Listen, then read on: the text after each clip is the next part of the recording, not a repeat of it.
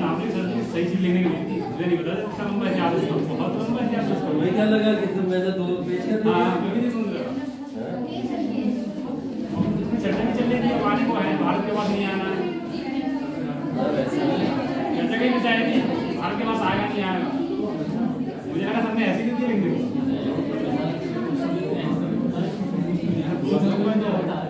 अभी important topic इसलिए है क्योंकि बोला जा रहा है कि जब से ऋषि सुनक बने हैं तब से उम्मीद की जा रही है कि हमको कोहिनूर वापस मिल सकता है, ऐसा बोला जा रहा है, चर्चाओं में चल रहा है। अब चर्चाएं हर चीज की सही नहीं होती है, तो कंट्रोवर्शियल मच गया है इस बात को लेके। ब्रिटेन ने क्लियर कर दिया इस बात को लेके कि हम कोहिनूर तो वापस नहीं करेंगे, ठीक है, चाहे मोदी जी क्यों ना आके ब्रिटेन के प्राइम मिनिस्टर बन जाए, लेकिन कोहिनूर वापस नहीं किया जाए। हाँ, कारण क्या है कोहिनूर वापस क्यों नहीं किया जाए? जंग क्यों नहीं करते थे?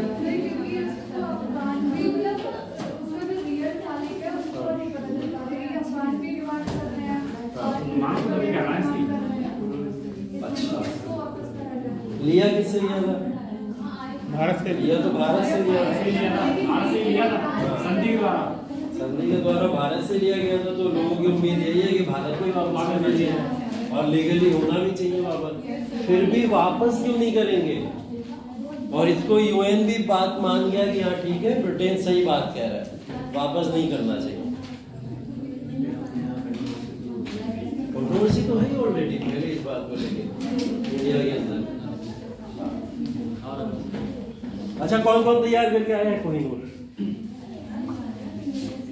लाइव दे तो दिया था, डिलीवर करोगे यहाँ पे आगे क्लास 5 मिनट 6 मिनट की स्पीच जो भी आप हमें बताया क्या हुआ था कोहिनूर का? अरे हम तुमसे पूछ रहे थे, हमसे पूछ रहे सर जी, अगर कोई भी लेना है जंग क्यों नहीं करते? आएंगे उस पर, कंक्लूजन पे आएंगे, बाद में आएंगे। अभी कौन बताएगा कोहिनूर के बारे में? 2-3 मिनट की टिप्पणी देगा कोई आगे यहाँ है? कितने दिन पुराना हो गया? अब तो मंडे को बोला था मैंने। अच्छा, बनाना, वाह, पुराना हो गया तो भूल गए ऐसा? नहीं।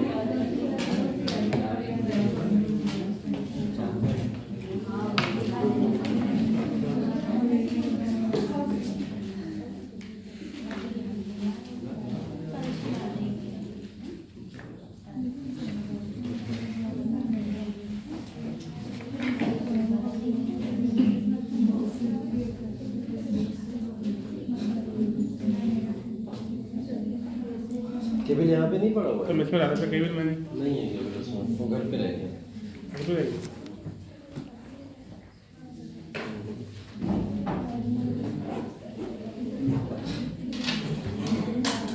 तो मंगा दीजिए। मंगा कैसे? कौन आया बाइक से? कौन भैया? बाइक आपकी बाइक? आपकी बाइक? मेरी बाइक है, वो मेरा घर नहीं देखा ना। तो मैं देखा है, तो तुम्हें उस पर बैठाऊंगा नहीं। बाइक ही खत्म हो जाएगी।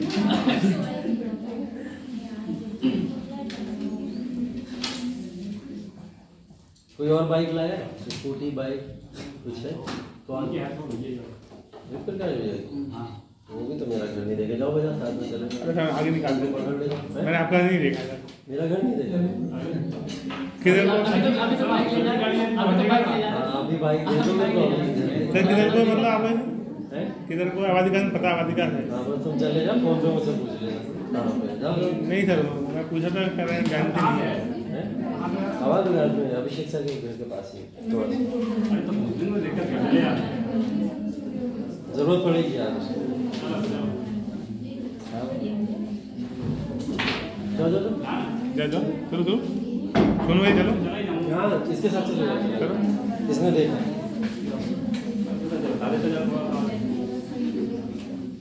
तो चालू मत करना सर। वीडियो चालू कर दो। चलेगा बाजार पता रखा कहाँ पे? बोल देना ऊपर।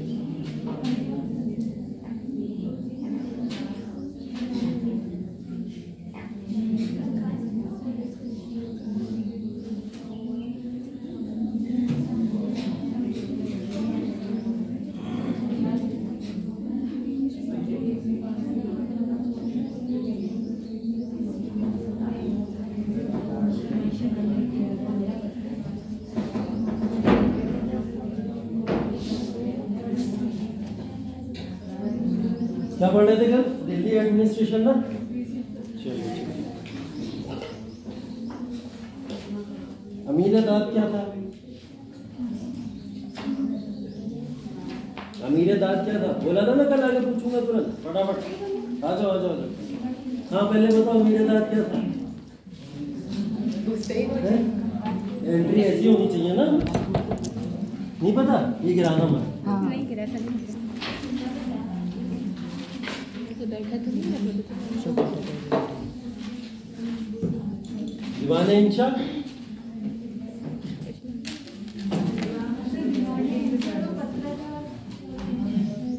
पत्राचार वाला दीवाने इंशा, ठीक है। दीवाने रिसालत, दीवाने रिसालत क्या था? रिलीजियस मैटर, धार्मिक चीजों के लिए था, ठीक है। आरिज़ ममालिक मिलिट्री या सैन्य विभाग के लिए आरिज़ ममालिक था, चलिए ठीक है। और अमीर दाद नहीं बताया आप लोग ने? अमीर दाद शाही महल और निजी शाही महल उसकी देखरेख के लिए था। अमीर दाद बताया था? अमीर दाद नहीं बताया था? बताया था अमीर दार ना क्या करते हैं? हाउस होल्ड मतलब गृह के कर को जो कलेक्ट करते हैं, ये कहना चाहिए। हाँ उनकी व्यवस्था देखना, जो महल वहल होते हैं उसकी व्यवस्था। अरे कहाँ तक जाना चाह रहे हो? सुल्तान अमीर दाद जो था बेसिकली वो उसी के लिए होता था जो मैंने आपको मजलिस वाला बताया था, एक डिपार्टमेंट, उसका हेड जो होता था अमीर दाद हुआ करता था, ठीक है। हाँ अमीर मजलिस एक बताया था, उसका हेड होता था अमीर दाद, जो अगेन फिर क्या देखता था? पूरे के पूरे इंतजाम देखता था कि खाने पीने के सामान के कैसे कैसे क्या क्या इंतजाम हो सकता है, ठीक है। काजी, काजी क्या होता था?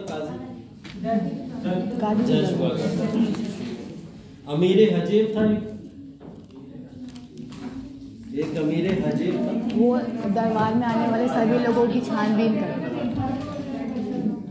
सर, जो दरबार में आते थे उन लोगों को छानबीन करने के लिए, मतलब स्पाई के लिए होता था, ठीक है बढ़िया।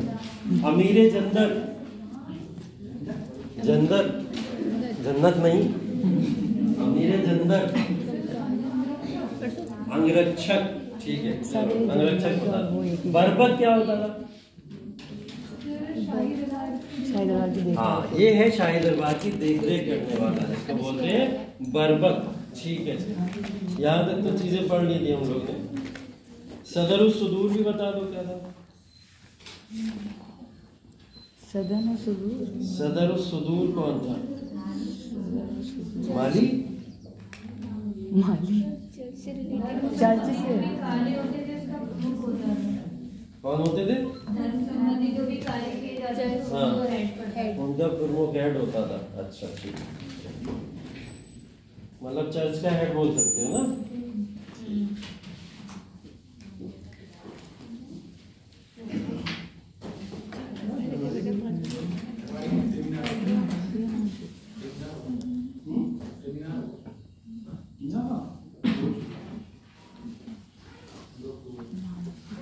चलो कुछ चीजें और लिख लो, यहाँ पे नोट कर लो,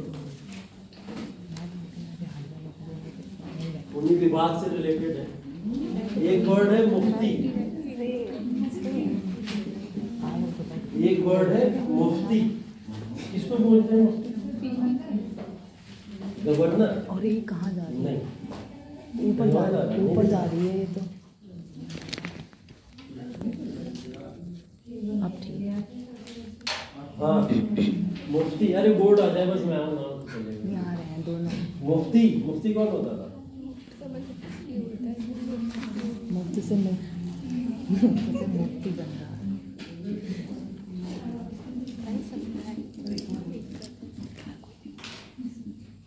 मुफ्ती वो व्यक्ति होता था जो कुरान के ज्ञान को लोगों तक पहुंचाया करता था, ठीक है। कुरानिक ज्ञान को लोगों तक पहुंचाने वाले व्यक्ति को मुफ्ती बोला जाता था, ठीक है। ये मुफ्ती वर्ड याद रखिएगा।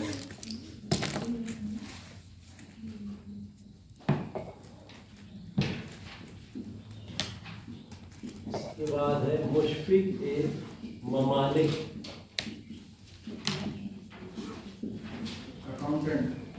अकाउंटेंट मतलब मुशादिर,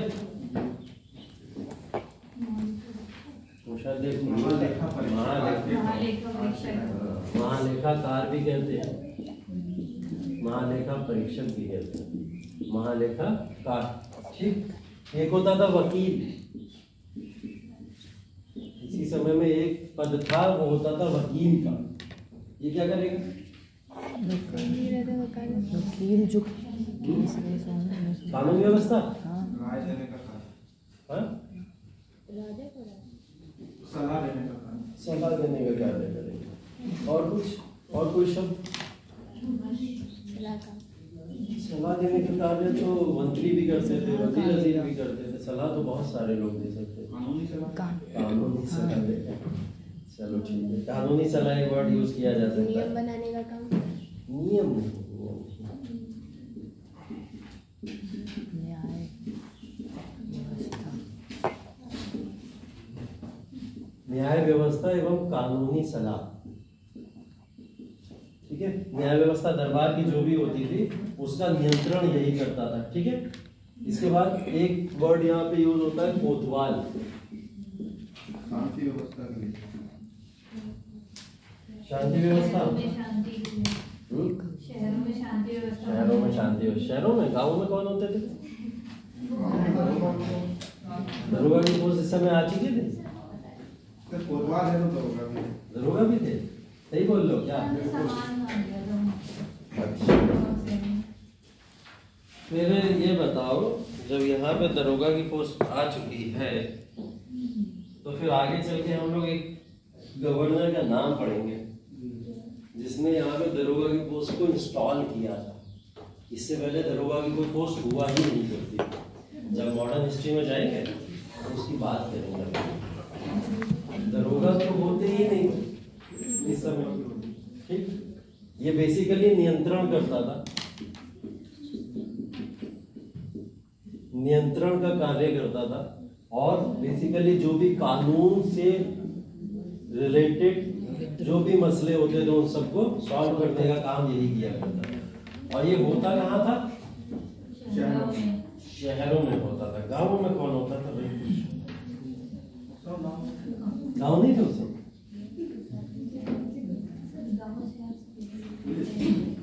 अब ये पुलिस अधिकारी है, इसको मान लो शहरों के अंदर है जैसा आपने बोला, क्योंकि अभी हम लोग बात जो कर रहे हैं वो प्रांतीय व्यवस्था की ही बात कर रहे थे। प्रांतीय व्यवस्था में ही पाया जाता था। हम लोग अभी गाँवों की व्यवस्था पे गए हैं। गाँवों के अंदर मैंने बताया था यहाँ पे एकता व्यवस्था चलती थी। प्रांतीय व्यवस्थाओं में एकता व्यवस्था चलती थी।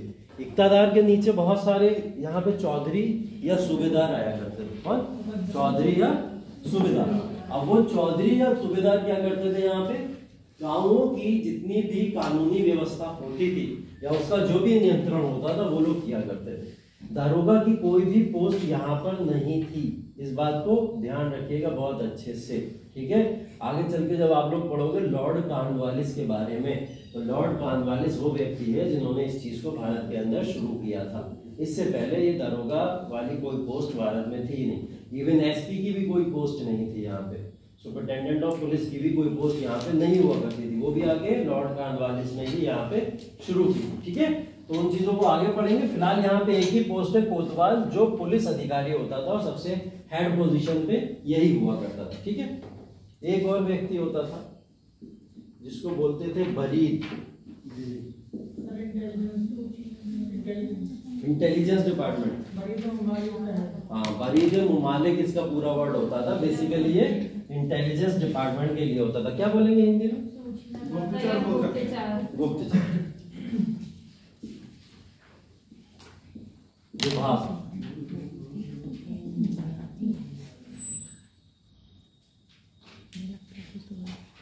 खुफिया एजेंट भी बोलते हैं।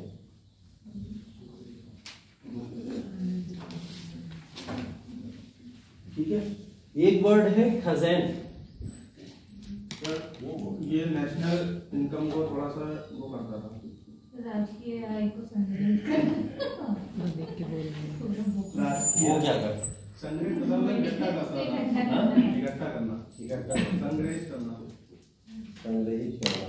खजैन लिखा हुआ है, खजैन का खाजिन लिखा हो खाजिन भी बोल दो। हाँ ठीक है, खजैन खाजिन बोल दो। मेंशन किया गया खाजिन। हाँ, इसका जो बेसिकल मतलब अगर आप लोग निकालोगे तो इसको एक पोस्ट दी जाती थी जो आज के समय में कोषाध्यक्ष बोलते हैं जिसको, वो इसको बोला जाता था। ठीक है, कोषाध्यक्ष पोस्ट यही संभाला करता था।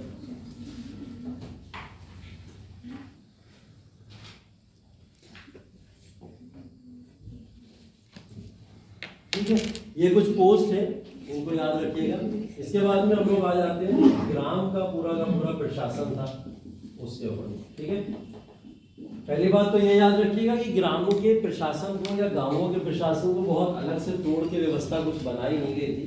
उन्हीं प्रांतों की व्यवस्थाओं को थोड़ा और इन्होंने क्या करा था, और ज्यादा तरीके से बाइफरकेट कर दिया था। वही हमारी ग्रामों की व्यवस्था कहलाती है। ग्राम या ग्रामीण कानून जो होते थे उसके अंदर बेसिकली क्या होता था, जैसे मैंने अभी एक वर्ड बताया था, क्या सूबेदार या चौधरी जो होते थे। ठीक है, सूबेदार या चौधरी क्या हुआ बता, तुम्हारा एक्स्ट्रा क्लास है। नहीं तो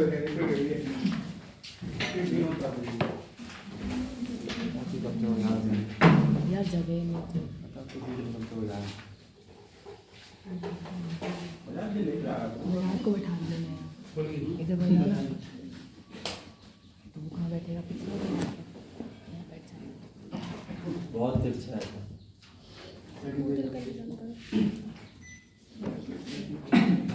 इसमें इसमें लगाओ।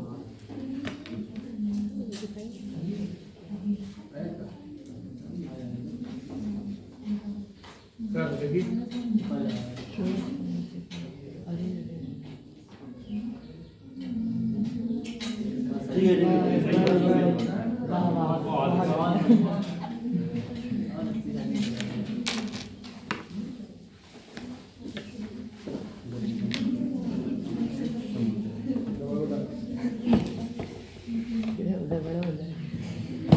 क्या पढ़ा दिया? कुछ पोस्ट लिखवाइए यहाँ पे। ये लीड से ज़्यादा है। इसमें लगेगा नहीं दस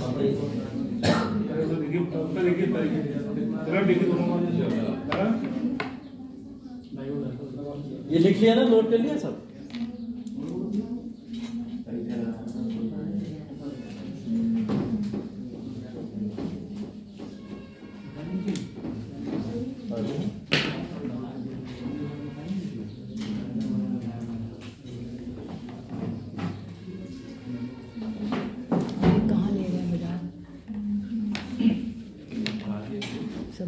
ग्राम प्रशासन में लिखना।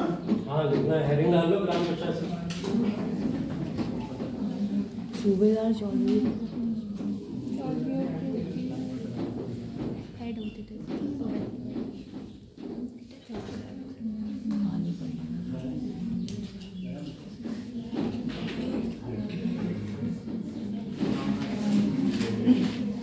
क्या करेंगे, कुछ तो किए हो तुम, मुझे अलग अलग लग रहा है। हाँ इधर बढ़ा दिया है। कुछ लिख भी दिए हो तुम। अरे जेड नहीं, वो लिख भी दिया, कोशिश की।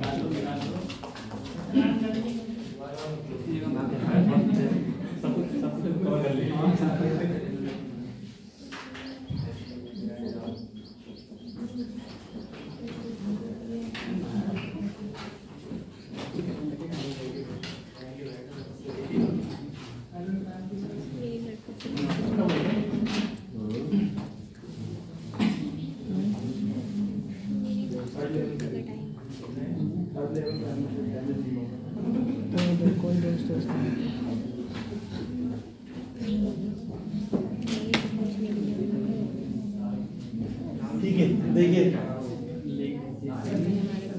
बताया। जैसे मैंने प्रांतीय प्रशासन के बाद में हम लोग अगर ग्राम के प्रशासन की बात करें तो ग्राम के प्रशासन का जैसे कि और जगहों पे आपको वो मिलता है कि गांवों का एक बहुत बड़ा संग्रह था या गांव अलग अलग तरीके से डिवाइडेड थे, गांवों में प्रशासन लोग अलग से करते थे, ऐसा कुछ खास इसमें डिवीजन नहीं है। ठीक है, उन्हीं चीजों को यहाँ पे और अच्छी तरीके से बस बताया गया है, इसको बस समझ लीजिए। कुछ शब्दावली है यहाँ पे, वो शब्दावली बस याद करनी है यहाँ पे।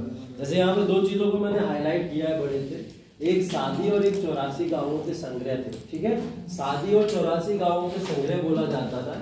इनका मतलब बेसिकली ये होता था जो वंशानुगत भूमि संग्रहकर्ता होते थे, मतलब जिनके पास वंशों से भूमि चली आ रही है और वो वंशज के आधार पर भूमियों को अपने पास में रखा करते थे। ठीक है, ऐसे लोगों को गांवों के अंदर क्या शब्द दिया जाता था? सादी।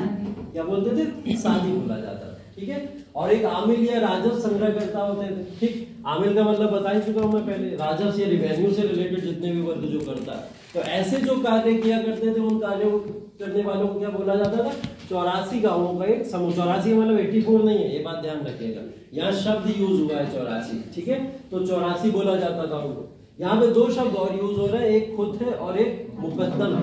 ठीक है, खुद और मुकद्दम का मतलब ये है कि खुद वो लोग होते थे जो जमींदार हुआ करते थे, जमींदार लोग। ठीक है, जमींदार हमेशा से चले आए, इस समय में भी जमींदार लोग होते थे।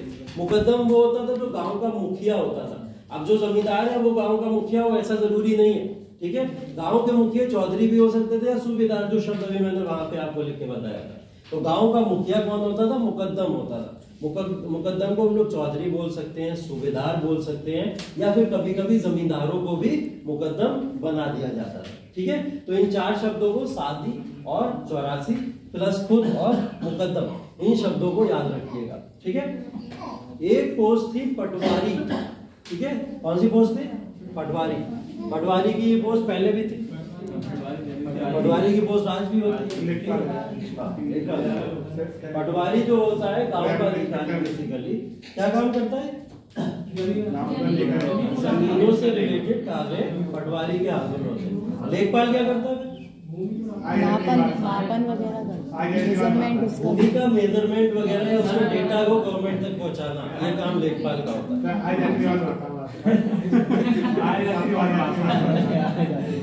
हमारा पर्सनल लेखपाल होगा। ठीक है, नोट कर लिया ये। क्या पटवारी?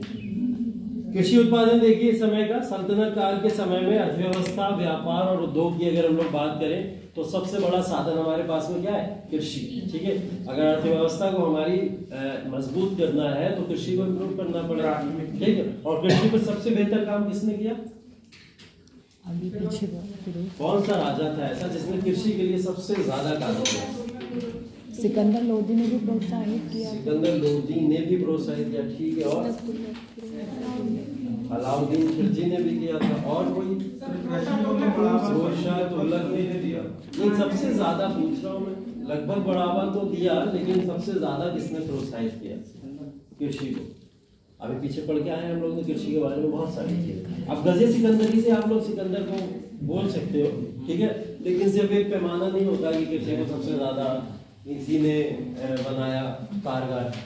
कृषि के लिए सबसे ज्यादा काम करने वाले शासकों में अलाउद्दीन खिलजी का नाम आता है। ठीक है, अलाउद्दीन खिलजी ने कृषि सुधार बहुत ज्यादा किए थे, जिसको मैंने बोला था आज के समय में भी जैसे के तैसे वो सुधार चलते हैं कृषियों से रिलेटेड। ठीक है, भूमि की कितनी उपज पे कितना कर देना चाहिए, जैसे हम लोग मंडी में जब राशन बेचने जाते हैं तो राशन की कितनी वैल्यू आपको मिलनी चाहिए, इस सब पर डिसीजन उस समय में हो चुका था। जैसे अलाउद्दीन खिलजी उस समय कर रहा था इन तमाम चीजों को। उसने अपने लिए भंडार भी कुछ छोड़ के रखे थे कि इतने भंडार आप लोग प्रोटेक्ट करके रखेंगे, बाकी सब बेच दोगे, ऐसा भी बोला था उसने। तो ये काम ज्यादा किसने किया था? अलाउद्दीन खिलजी ने। तो अलाउद्दीन खिलजी और फिरोज शाह तुगलक को भी आप मान सकते हो, अच्छा काम किया था उसने। ये देखो आकलन की विधि है कुछ कि उस समय में कृषि के लिए क्या क्या आकलन की विधि होती थी और कौन कौन से शब्द यहाँ पे यूज होते थे। इन शब्दों को चाहो तो आप लोग नोट कर लो। खेत बटाई है, खड़ी फसलों के आधार पर भू राजस्व निर्धारित किया जाता था। खड़ी फसल, जो फसल उग चुकी है, फसल के उगने के बाद में उसके ऊपर जब वैल्यू का निर्धारण किया जा रहा है कि अब ये कितने वैल्यू की होगी, तो उसको हम लोग क्या कहते हैं? खेत बटाई कहते हैं। नीचे रख के करो, वो हिल रहा है। उसके बाद में है लंग बटाई। इसका मतलब है अनाज को भूसे से अलग किए बिना, मतलब अनाज को भूसे से अलग किया जाता है, एक प्रक्रिया तो वो होती है, ठीक है। यहाँ पे क्या बोला गया, अनाज पहले इकट्ठा कर लो, हम उसे भी अलग करेंगे नहीं, अब उसके ऊपर एक कर लगेगा, ठीक है, उसको लंगपटाई बोला जाए। मतलब आकलन की विधि होती थी, अलग अलग तरीके से कर लगाने के लिए इन तरीकों से इनको नापा जाता था, मेजर किया जाता था। सबसे पहले मेजरमेंट करा जाता था लैंड का, ठीक है, लैंड कितनी है, जैसे गजे सिकंदरी से पता चलने लग गया ना, इतने बीघा लैंड है, इतने बीघा लैंड है, अब पता चलने लगा। तो गजे सिकंदरी से जब हमको लैंड का मेजरमेंट पता चल गया तो हमने क्या करा, पहले लैंड के मेजरमेंट पे कर लगाना शुरू कर दिया। अब लैंड के मेजरमेंट के बाद में हमने क्या बोला, हमने कहा इसके ऊपर फसल भी तो उगेगी, तो जितनी भी फसल उगेगी उस फसल को उगने के बाद अब चेक करो इस पे कितना कर लगाया जा सकता है, उसको खेत बटाई बोलते थे, खड़ी फसलों को देख के, ठीक, नोट कर लो।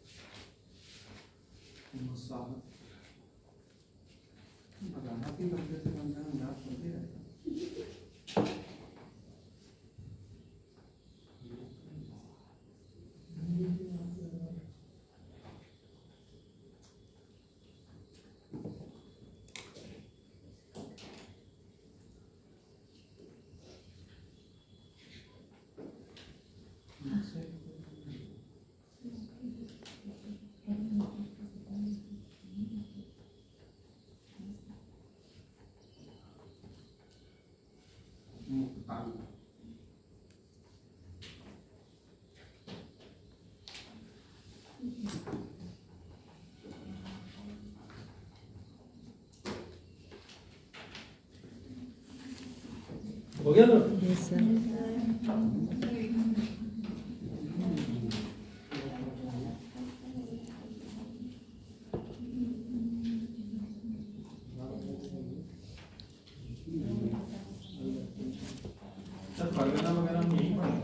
हाँ, परगना जो भी है अभी पूरा गांवों का ही प्रशासन है, उसके अंदर बोला जाता है 100 गांवों का एक समूह पूरा बना दिया जाता था, उस समूह को उठा के परगना नाम दे दिया जाता है।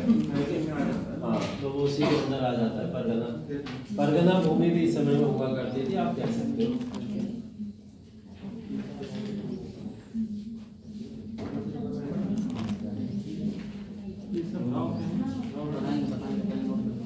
बटाई को बोलते हैं अनाज को भूसे से अलग करने के बाद, ठीक है, अनाज और भूसा दोनों अलग अलग कर दो, उसके बाद में देखो अनाज की एक्चुअल वैल्यू क्या बच रही है, उसके ऊपर जो भी है कर लगा दो, ठीक, तो वो होता है, ठीक। नष्ट मतलब अनुमान के आधार पर, अनुमान मतलब आप जो है इन तमाम चीजों के फैसले किए बिना सिर्फ एक अनुमान लगा लो कि इतनी फसल होनी है इस बार और हम उसके आधार पर कर लगाएंगे, ठीक है। तो एक अनुमान के आधार पर जब कर लगाए तो नष्ट बोला जाता है। मुक्ताई का मतलब मिश्रित प्रणाली होती है, एक अनुमान भी लगा लो और एक अंदाजा भी लगा लो कि इतनी इतनी फसल आई है, ठीक है, तो दोनों को मिला के जब एक टैक्स लगा दो तो मिश्रित प्रणाली। इस समय में आप समझ लो कि राजा जो चाहता था वो करता था, वो ऐसा तो नहीं है कि भाई लिख गया संविधान में कि ऐसा ही करना है तो वैसा ही होगा, कानून में ऐसा लग गया करना है। राजा बोला मेरा मन कर रहा है नस्ल के आधार पे, तो मैं नस्ल के आधार पे इस बार कर लगाऊंगा, मुझे ज्यादा पैसा चाहिए। कभी कभी क्या करेगा वो लंग बटाई के आधार पे लगा देगा, कभी कभी क्या करेगा खेत बटाई के आधार पर लगा देगा, तो वो राजा के ऊपर डिपेंड करा करता था अलग अलग तरीके से, ठीक है। अब इस समय की जो कृषि व्यवस्था थी उसका प्रमाण जो है कई सारे राइटर्स ने दिया, जैसे यहाँ पे इब्न बतूता का नाम लिखा है। इब्न बतूता ने बोला है कि फसलें इस समय बहुत अच्छी हुआ करती थी, बेहतरीन तरीके की फसलें हुआ करती थी। इवन उन्होंने अपने इस राइटिंग में ये तक लिखा है कि यहाँ पे साल में 3 बार लोग चावल को पैदा करते थे। पॉसिबल है? साल में 3 बार, साल में 3 बार चावल को पैदा किया जाता था, मतलब धान का खेती साल में 3 बार होती थी। क्या पॉसिबल है? कैसे? देखो दिखा दे रहा हूँ, लिखा हुआ है चावल साल में 3 बार बोया जाता था।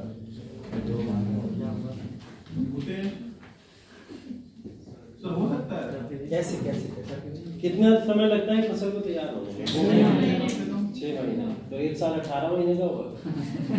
तो इनके चावल में कुछ फर्क होता है जो जल्दी हो जाते हैं, तो इनके चावल अलग होंगे जो जल्दी हो जाते हैं। चावल की जो अलग अलग किस्में होती है ना, उन किस्मों के आधार पर इसने ऐसा नहीं लिखा सारे चावल हो जाते हैं, ठीक है। अगर वो एक्सट्रीम स्टेटमेंट होता तो गलत होता।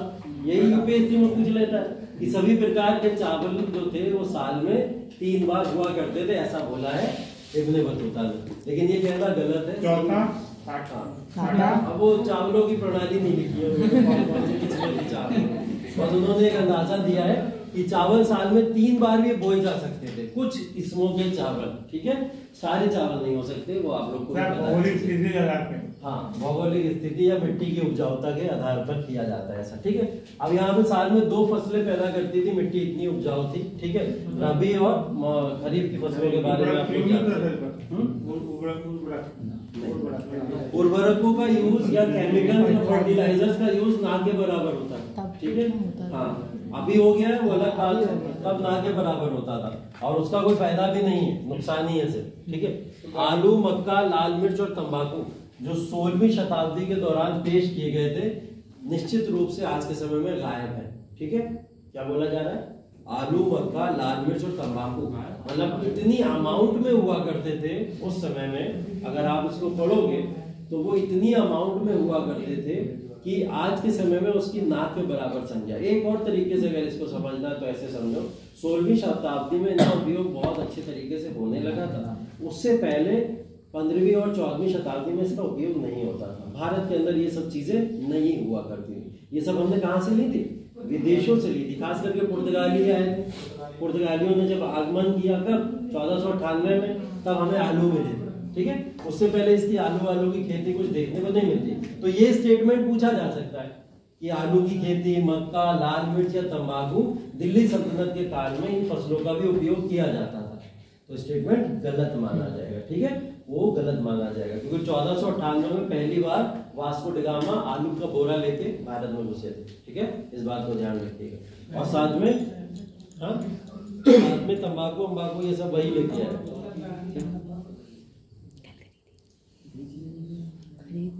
ठीक है। अब खेती की जो कृषि व्यवस्था थी उसके अंदर इम्प्रूवमेंट कैसे हुआ था? फिरोज शाह तुगलक की आपको पता है नीति क्या थी? नहरों का निर्माण करना ज्यादा से ज्यादा। तो उसने जिन नहरों का निर्माण करा था, 4 नहरें बताओ कौन कौन सी बताई थी? कौन कौन सी 4 नहरों का निर्माण फिरोज शाह तुगलक ने किया? यमुना से सतलज, सिरमौर, दूसरी सतलज से दीपालपुर, तीसरी सिरसा से हिसार। हाँ, हिसार हरियाणा। की बात। चौथा 3 ही तो 3 बताए। 3 बताए, ठीक है। चौथा वाला बेसिकली याद रखिएगा कि जो दोआब का रीजन था गंगा यमुना का, ठीक है, उस रीजन के अंदर भी नहरों का निर्माण फिरोज शाह तुगलक ने करवाया था, ठीक है। इसको अगर नहीं ऐड किया है तो कहीं पे ऐड भी कर लेना। तो नहरों की एक व्यापक प्रणाली थी जो यहाँ पर मेंशन भी की गई है, जो इसने की थी यहाँ पे, ठीक। राजस्व की प्रणाली के बारे में अगर हम लोग बात करें, रेवेन्यू सिस्टम, ठीक है। रेवेन्यू सिस्टम तुर्कों के आगमन से पहले और तुर्कों के आगमन के बाद में दोनों में बहुत डिफरेंस देखने को मिलता है। अगर प्राचीन इतिहास की बातें करें हम लोग, गुप्ता साम्राज्य, मौर्य साम्राज्य, उनके राजस्व की प्रणाली क्या होती थी? उसमें रेवेन्यू के अंदर विदेशी व्यापार की जो मात्रा थी वो कुछ कम हुआ करती थी। अब विदेशी व्यापार इस समय में बोला गया काफी हद तक बढ़ गया था, जिससे राजस्व में सुधार हुआ। विदेशी व्यापार बढ़ने के पीछे क्या था? अरबों के साथ में संबंध सुधर गया, ठीक है। तो अरबों के साथ में संबंध इसलिए सुधर गया क्योंकि अरब के ही लोग भारत पे शासन करते हैं, तो इस वजह से अरब का और भारत का व्यापार बहुत अच्छा हो गया था, बढ़ गया था। तो अरबों से क्या क्या चीजें हमको मिल सकती हैं? अगर व्यापार के नजरिए से देखें तो क्या क्या चीजें हमको अरबों से मिल सकती हैं और कौन सी चीजें हम अरब को दे सकते हैं? आज के समय से बता दें। पेट्रोलियम, प्राकृतिक गैस, ठीक है। और खजूर, क्या खजूर हम देंगे या लेंगे? लेंगे कहाँ? हमारे पास कहाँ खजूर के पेड़? हम उनसे लेंगे, चलो ठीक है। और मसाले दे सकते हैं, ठीक है। भारत के बाद मसालों की अधिकता है तो भारत मसाले तो दे सकते हैं। और वो क्या दे सकते हैं? क्या उस समय पेट्रोलियम की जरूरत थी जो हम उनसे पेट्रोलियम लेते हैं?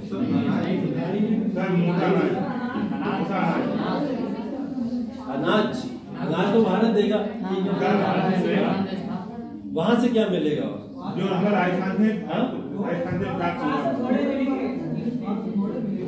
ऊँट है, हाँ तो पेट्रोल घोड़े और ये सब चीजें जो हमें राजस्थान है, जो हमें राजस्थान से प्राप्त हो सकता है वो हमें अरब से प्राप्त हो जाता है। ऐसा है क्या? जो राजस्थान की स्थिति है वो भारत की स्थिति है। घोड़े हैं राजस्थान? जलवायु भी ऐसी वहाँ की है। घोड़े हैं राजस्थान? घोड़े होंगे सर, होंगे और है फर्क है ना। है सर। देखो अब इन्होंने बोला घोड़े प्राप्त होते थे वहां से हमें। अरब के संबंध जब भारत के साथ में अच्छे हुए तो उस समय में घोड़ों का व्यापार बहुत बढ़ गया इन दोनों के बीच में, क्योंकि वॉर होता था, युद्ध होते थे। युद्ध के समय में हमें अच्छी तकनीक के घोड़े चाहिए थे, और वो अच्छी तकनीक के घोड़े किसके पास में थे? अरब के लोगों के पास में थे।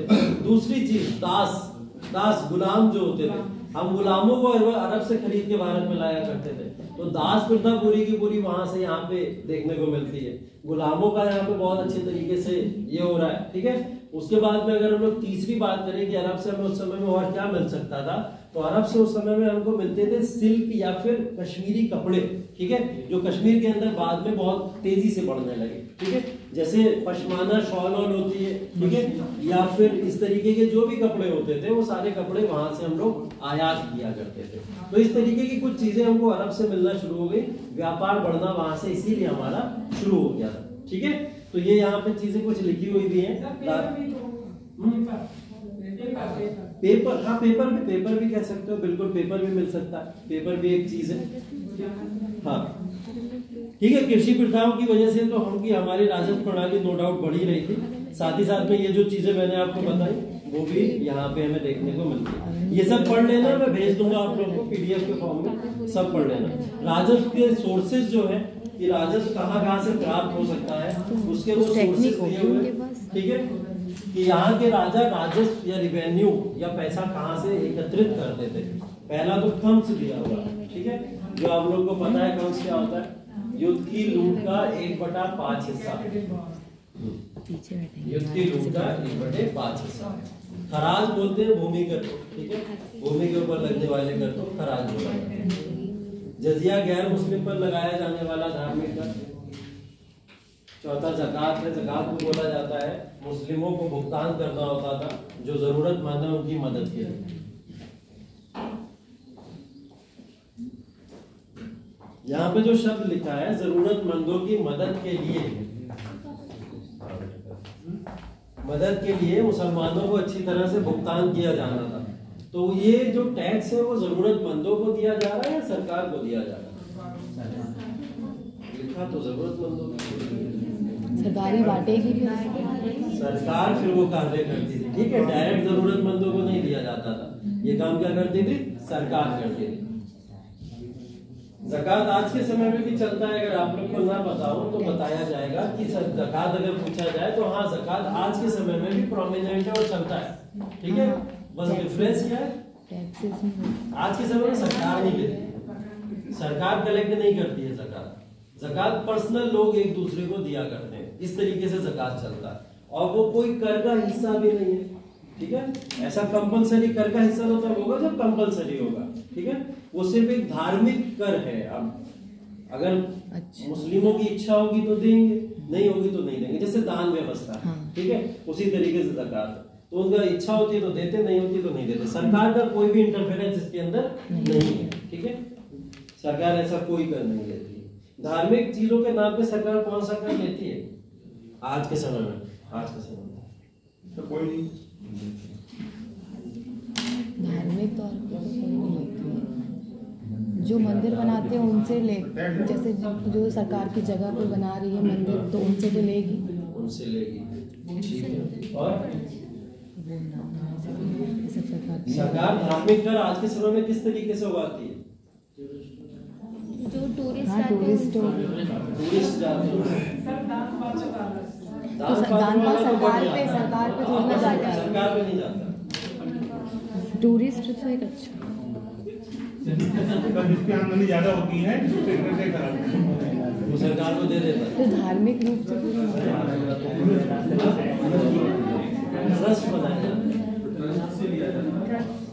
ट्रस्ट पैसा सरकार को नहीं देती है, सर थोड़ा बहुत सरकार पैसा ट्रस्ट से लेता है। सरकार पैसा ट्रस्ट से, ट्रस्ट जो बनती है ट्रस्ट के ऊपर हर तरीके के कर माफ है, ये बात ध्यान रखिएगा। ट्रस्ट को बनाया इसलिए जाता है लोग कर से बच सके, ठीक है। तो ट्रस्ट कोई भी कर सरकार नहीं लेती। धार्मिक स्थानों से कर की प्राप्ति सरकार कैसे करती है, वो एक तरीका ये है, एक तो सरकार की किसी भूमि के ऊपर अगर आपने कोई रिलीजियस प्लेस बनाया, जैसा अभी पल्लवी ने बताया कि सरकारी भूमि पे अगर आपने कोई रिलीजियस प्लेस बनाया है, उस प्लेस के ऊपर सरकार आपसे कर ले सकती है। अब वो सरकार डिसाइड करेगी एक ही बार में ले लेगी या फिर टुकड़ों में लेती है, ठीक है। पहली चीज तो ये होती है। दूसरी चीज, कोई भी धार्मिक स्थान अगर जैसे मदरसा बन रहा है, मंदिर बन रहा है या कोई भी ऐसी चीजें बन रही हैं और अगर वो प्राइवेट प्रॉपर्टी के तौर में बन रहा है, ठीक है, तो उनके ऊपर सरकार का ये क्या है, एक तरीके से वो होता है कि मतलब पावर होती है। सरकार चाहेगी तो ले लेगी, नहीं चाहेगी तो छोड़ सकती है, ठीक है। तो उन जगहों पे सरकार कर ले सकती है। लेकिन अगर वो किसी ट्रस्ट के अंडर में आता है, जैसे आपने बोला अभी, अगर किसी ट्रस्ट के अंदर आता है, किसी एनजीओ के अंडर में आता है, तो जितने भी आप मंदिर, मदरसे या मस्जिद देखोगे वो ज्यादातर ट्रस्ट के अंडर में ही बनाए जाते हैं। क्यों? क्योंकि सरकार कर ना ले, ठीक है, इसीलिए सरकार इसके ऊपर कर नहीं लेती है। लेकिन अगर वो प्राइवेट प्रॉपर्टी पे आता है तो सरकार उस पर कर लेगी। चौथी चीज, जैसा अभी इन्होंने बोला, टूरिस्ट आते हैं, ठीक है। अब टूरिस्ट किसी भी रिलीजियस प्लेस को विजिट करने आते हैं तो वो टूरिस्ट का जो भी पैसा है, वो पैसे का कुछ हिस्सा कहाँ जाता है, सरकार के पास में जाता है, ठीक है। तो वो सरकार उनसे भी टैक्स कलेक्ट करती है। आज के समय में ऐसे लिया जाता है। हाँ, दो बात। दिल्ली जाएंगे हम, दिल्ली का हमारी टिकट 1000 रुपए का है, विदेशी आते हैं हमको 500 रुपए देना पड़ता है। तो गलत क्या है? सही तो उस पर टैक्स हमारे लिए वो वाला टैक्स नहीं है ना कि जो आउटसोर्सिंग में टैक्सेस लगते हैं। अगर हम किसी दूसरी जगह जाएंगे तो हमसे भी यही होता है। अगर हम जाएंगे 5 रुपए में, अगर हम किसी प्लेस को अपने भारत में विजिट कर सकते हैं तो वही प्लेस बाहर जाके हम 500 में कर सकते हैं। इसका मतलब बेसिकली ये है कि वैल्यू जो है मनी की, उसमें डिफरेंस बहुत ज्यादा है। अब वो डॉलर अगर यहाँ पे आके 500 भी दे देगा और हम अगर 500 रुपए देंगे तो फर्क है उन चीजों में, ठीक है। उनके पास पैसा बहुत है तो हम उनसे पैसा लेते हैं, हमारे पास पैसा कम तो हम यहाँ पे पैसा कम देते हैं। और दूसरी चीज, बाहर के लोग यहाँ पे आते हैं, तो बाहर के लोग जब यहाँ पे आएंगे तो हमको भी किसी तरीके का सिटीजन होने का कुछ ना कुछ तो फायदा मिलना चाहिए। तो एक डिफरेंस को रखने के लिए इस चीजों को किया जाता है। और सरकार का मेन मोटिव भी यही होता है, यहीं से तो कमाना है। टूरिस्ट आएंगे, उन्हीं से तो कमाएंगे, तो इनकम का एक कह सकते हैं सोर्स है यहाँ पे पैसे कमाने, ठीक है। चलो ये भी नोट कर।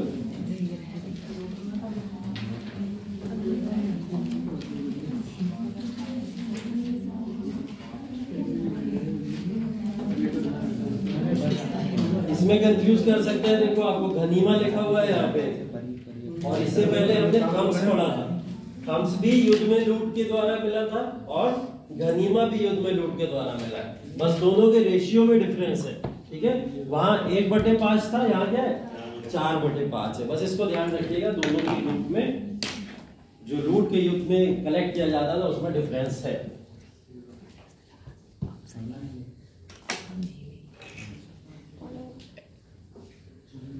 कुछ तो फायदा नहीं।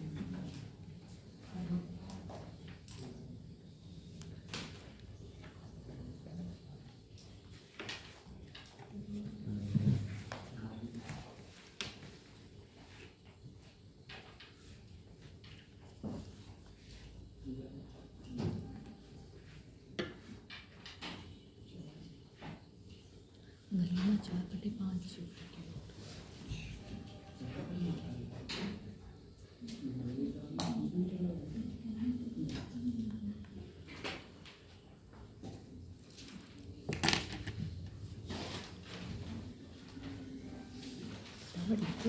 बच्ची है, घंटे कुछ 4-5 राइटर्स जो है इस समय के, उनके नाम को याद कर लो अच्छे से, ठीक है। पहले भी बताया था मैंने, कुछ भी लिखना हो अगर आंसर के अंदर तो उन राइटर्स के बेसिस पे लिख दिया करो, ठीक है। 4-5 राइटर्स तो बार-बार 5-6-7 तो आपके सामने आ ही चुके, तो कम से कम उनके नाम तो आप लोग एटलीस्ट याद कर लो। कोई 5 राइटर के नाम बताओ। बर्नी है और अमीर खुसरो, हाँ, एल्गिन एडवर्न, चलो ठीक है। और इब्न बतूता चौथा, और मलिक मोहम्मद जैसी, चलो ठीक है, और 5 हो गए। अहिया बिन अहमद, अहिया बिन अहमद, हाँ, अहमद सिरंदी के बारे में भी तो बात की थी हमने, ठीक है। याहिया बिन अहमद सिरंदी, उसकी भी बात की थी, वो भी एक राइटर है। यहाँ पे एक राइटर और दिख रहा होगा नीचे आप लोग को लिखा हुआ, ठीक है, अफीफ, बहुत इंपॉर्टेंट राइटर है। मेडिवल हिस्ट्री में अगर आप पोस्ट ग्रेजुएशन करने जाओगे, पीजी करोगे अगर हिस्ट्री से, तो हिस्ट्री के पीजी के अंदर इसको बहुत इंपॉर्टेंट राइटर माना गया। इसकी राइटिंग को बहुत ज्यादा ही आगे चल के इतना ज्यादा माना जाता था कि ये जो बातें बोलता था उन बातों को इतिहास के अंदर प्रमाण के तौर पर माना जाता है, ठीक है। तो अफीफ नाम है इनका, इनके जितनी भी बातें हैं वो सटीक बातें मानी जाती हैं इतिहास के द्वारा। तुमने कौन सा एमए किया? ये क्या दोनों में फर्क है। चलो उद्योग की बात हो रही थी तो कपड़ा उद्योग भी है, राजस्व इससे भी तो मिल सकता है, ठीक है। तो भारत का सबसे बड़ा उद्योग कपड़ा उत्पादन प्राचीन काल से चला आ रहा है, हम लोग देख ही रहे। बोला जाता था ना कि यहाँ पे अगर अंग्रेजों ने अटैक किया तो अंग्रेजों के अटैक करने का कारण एक क्या था, सूती कपड़े या सूती वस्त्र भी थे। कॉटन बोला जाता है, कॉटन के लिए भी उन्होंने किया था, और कॉटन को यहाँ बुरी तरीके से लूटा भी था, ऐसा भी बोला जाता है। यही काम ये लोग भी कर रहे थे उस समय, कपड़े का व्यापार, जब यहाँ कपड़ा ज्यादा है तो उसका पूरी तरीके से निर्यात करना शुरू कर दो, ठीक है। तो यहाँ पे कपड़ों की, सूती कपड़े की 2 श्रेणी दी गई है। एक बार पूछा गया है क्वेश्चन, तो मैंने यहाँ मेंशन कर दिया है। एक मोटा कपड़ा जिसको कामिन बोलते थे, और महीन को तो आपको बताइए क्या बोलते हैं, ठीक है। मोटा कपड़े को कामिन बोला जाता है। ऐसे 2 शब्द और आगे चल के यूज होंगे, एक अशरफ होगा और एक अजलफ होगा, ठीक है। अशरफ और अजलफ उच्च जाति और निम्न जाति को बोला जाता है। अशरफ उच्च जाति के लोगों को बोला जाता है, अजलफ निम्न जाति के लोगों को बोला जाता है। ये ऐसा जो मुस्लिम समुदाय है उसके अंदर ये सब चीजों को आगे चल के ऐड किया गया था, हालांकि ऐसा कुछ पता नहीं है।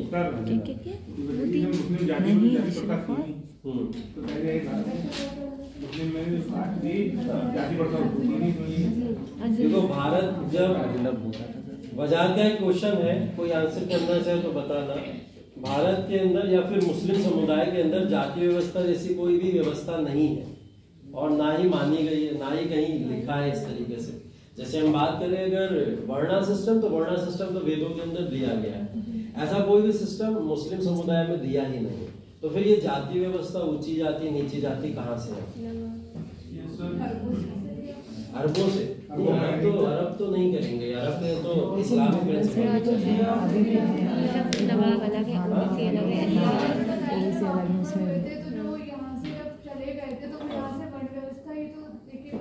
एग्जैक्टली हुआ ये था एक्चुअल में कि जो, हाँ एक्चुअल में वो मतलब था उनका कि मैंने बोला था आपको एक बार कि जब भारत के अंदर जितने भी अरब लोग आए, अरब आक्रमणकारी आए, उन्होंने भारतीय समुदाय के ऊपर बहुत इम्पैक्ट डाले। इम्पैक्ट ऐसे डाले कि कई सारे लोगों ने धर्म कन्वर्जन भी शुरू हो गया, धर्म परिवर्तन शुरू हो गया। कई सारे लोग मुस्लिम समुदाय से इन्फ्लुएंस हुए तो मुस्लिम में कन्वर्ट भी होना शुरू हो गए, ठीक है। और इसी तरीके से दूसरे धर्मों का भी ऐसा हुआ। तो कोई भी धर्म जब आता है तो वो धर्म बहुत सारी पॉजिटिव चीजें भी लेके आया और नेगेटिव चीजें भी लेके आया, लेकिन लेके गया भी साथ, ठीक है। अब वर्णा व्यवस्था वो व्यवस्था थी जो पूरे भारत में प्रचलित तौर पर चला करती थी। ऐसी व्यवस्था पूरे दूसरी दुनियाओं में कहीं देखने को नहीं मिली हमको, भारत में चला करती थी। अब जब भारत के अंदर ये लोग आए तो भारत के अंदर अरब लोगों ने आके देखा कि अरे यार यहाँ तो जाति व्यवस्था है, जो अमीर लोग हैं, उच्च कुल के लोग हैं, वो अपने आप को थोड़ा अलग रखते हैं, निम्न जाति के लोग अलग रखते हैं। तो इन्होंने क्या करा, उस व्यवस्था को अडॉप्ट कर लिया और उस व्यवस्था को लेके यहाँ से चले गए। तब इन्होंने अपने आप को क्या बोला, हम अशरफ हैं, हम अजलफ हैं, इस तरीके से। तो कुछ लोगों को इन्होंने ऊंची जातियों में बना दिया, कुछ लोगों को नीची जातियों में, जिसका आज कैटेगराइजेशन आप जनरल ओबीसी के फॉर्म में देख सकते हैं, ठीक है। जो कि कैटेगराइजेशन मेरे हिसाब से सही नहीं है, किसी भी तरह नहीं होना चाहिए।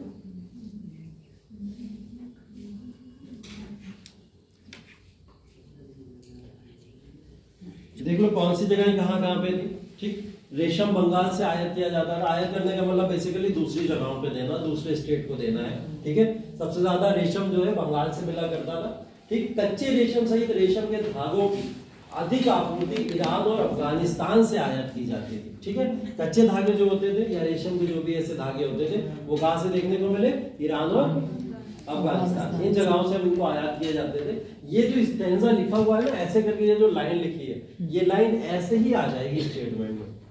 ठीक है, यूपीएससी के स्टेटमेंट में ऐसे ही लाइन लिख के दे देता है। एनसीईआरटी की लाइंस के ऊपर बहुत फोकस करते हैं।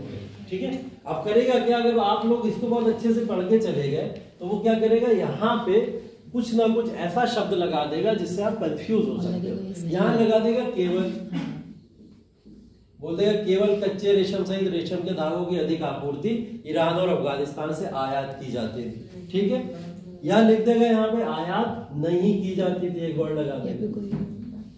ठीक, इसे कंफ्यूज कर सकता है। या आयात को बदल के लिख देगा निर्यात। अब आपके सबकॉन्शियस माइंड में ये वाला स्टैंजा तो पूरा क्लियर है, ऐसा ऐसा एनसीईआरटी में हम पढ़ के आए, लेकिन यहाँ पे खेल रहा है थोड़ा थोड़ा इन शब्दों के साथ में, और इसी शब्दों के साथ में आप लोग कंफ्यूज हो जाओगे और आते हुए क्वेश्चन को गलत कराओगे। इसलिए हर एक लाइन को बहुत ध्यान से पढ़ना है। ठीक है, तो इसको बहुत ध्यान से पढ़ना है कि यहाँ पे जो भी कच्चे रेशम सहित जितनी भी चीजें यहाँ से मंगाई जा रही हैं उसमें केवल शब्द तो नहीं आना चाहिए। ऐसा तो नहीं कि हम ईरान अफगानिस्तान से सिर्फ कच्चा रेशम ही मंगाते थे, हम तो बहुत सारी चीजें वहां से आयात किया करते थे, और आयात ही करते थे, निर्यात नहीं कर रहे हैं आप। ठीक है, और ये नई शब्द यहाँ पे नहीं आएगा। ठीक है, इन चीजों को ध्यान देना।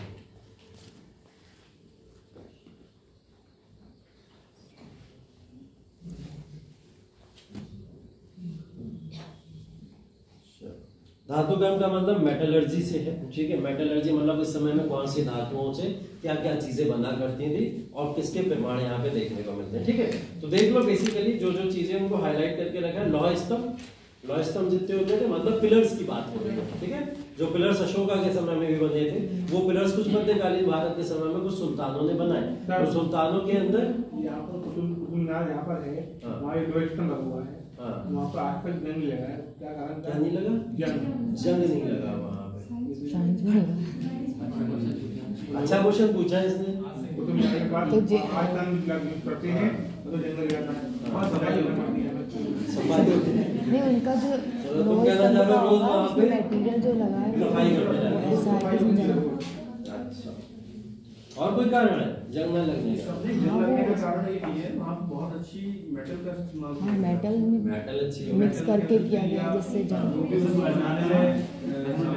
बहुत प्योर लगी होगी या बहुत अच्छी जिसमें जंग रोधी होती होंगी वो तरह का उपयोग किया। जितने भी लोहा पुराने समय में यूज किया गया है कोई ऐसा लोहा नहीं बचा जिसके ऊपर जंग ना लगी हो, सभी पे लगी हो। कितने भी अच्छे मेटल को यूज कर लिया गया हो। ठीक है, लेकिन कुछ जगहों पे अगर जंग लगी हुई नहीं दिखती है तो पहला तो कारण वही है, साफ सफाई का ध्यान रखा जाता है जिसके थ्रू जंग नहीं लगी जाती है, नहीं लगती है। ठीक है, इंस्टा के ऊपर कुछ रील आती रहती है ना, देखते हो तुम लोग बड़ा बड़ा के, तो कुछ भी पाउडर का यूज करो जंग से साफ होता है, केमिकल्स का यूज होता है। तो वो केमिकल से प्रोटेक्ट करते हैं कुछ मॉन्यूमेंट्स को जिससे उनको प्रोटेक्ट किया जाता है। जैसे ताजमहल को जो है लगातार पोल्यूशन बढ़ता चला जा रहा है तो पीला होता चला जा रहा है, तो वहाँ पे कभी कभी ऐसे ड्रिंक कराई जाती है जिससे वो वहाँ का जितनी भी चीजें हैं वो दूर हो जाए। तो कुछ कुछ केमिकल्स का यूज करके उनको प्रोटेक्ट किया जाता है। ठीक है, इसका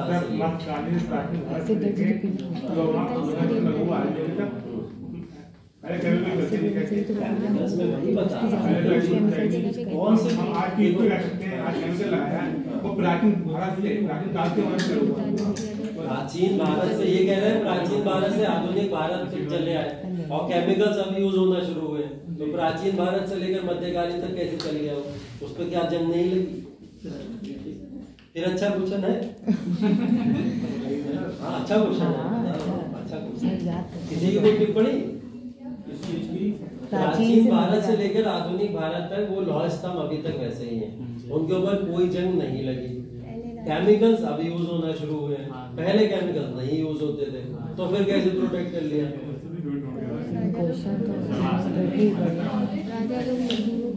पॉलिशिंग, चलो वो केमिकल्स ही तो की जाए।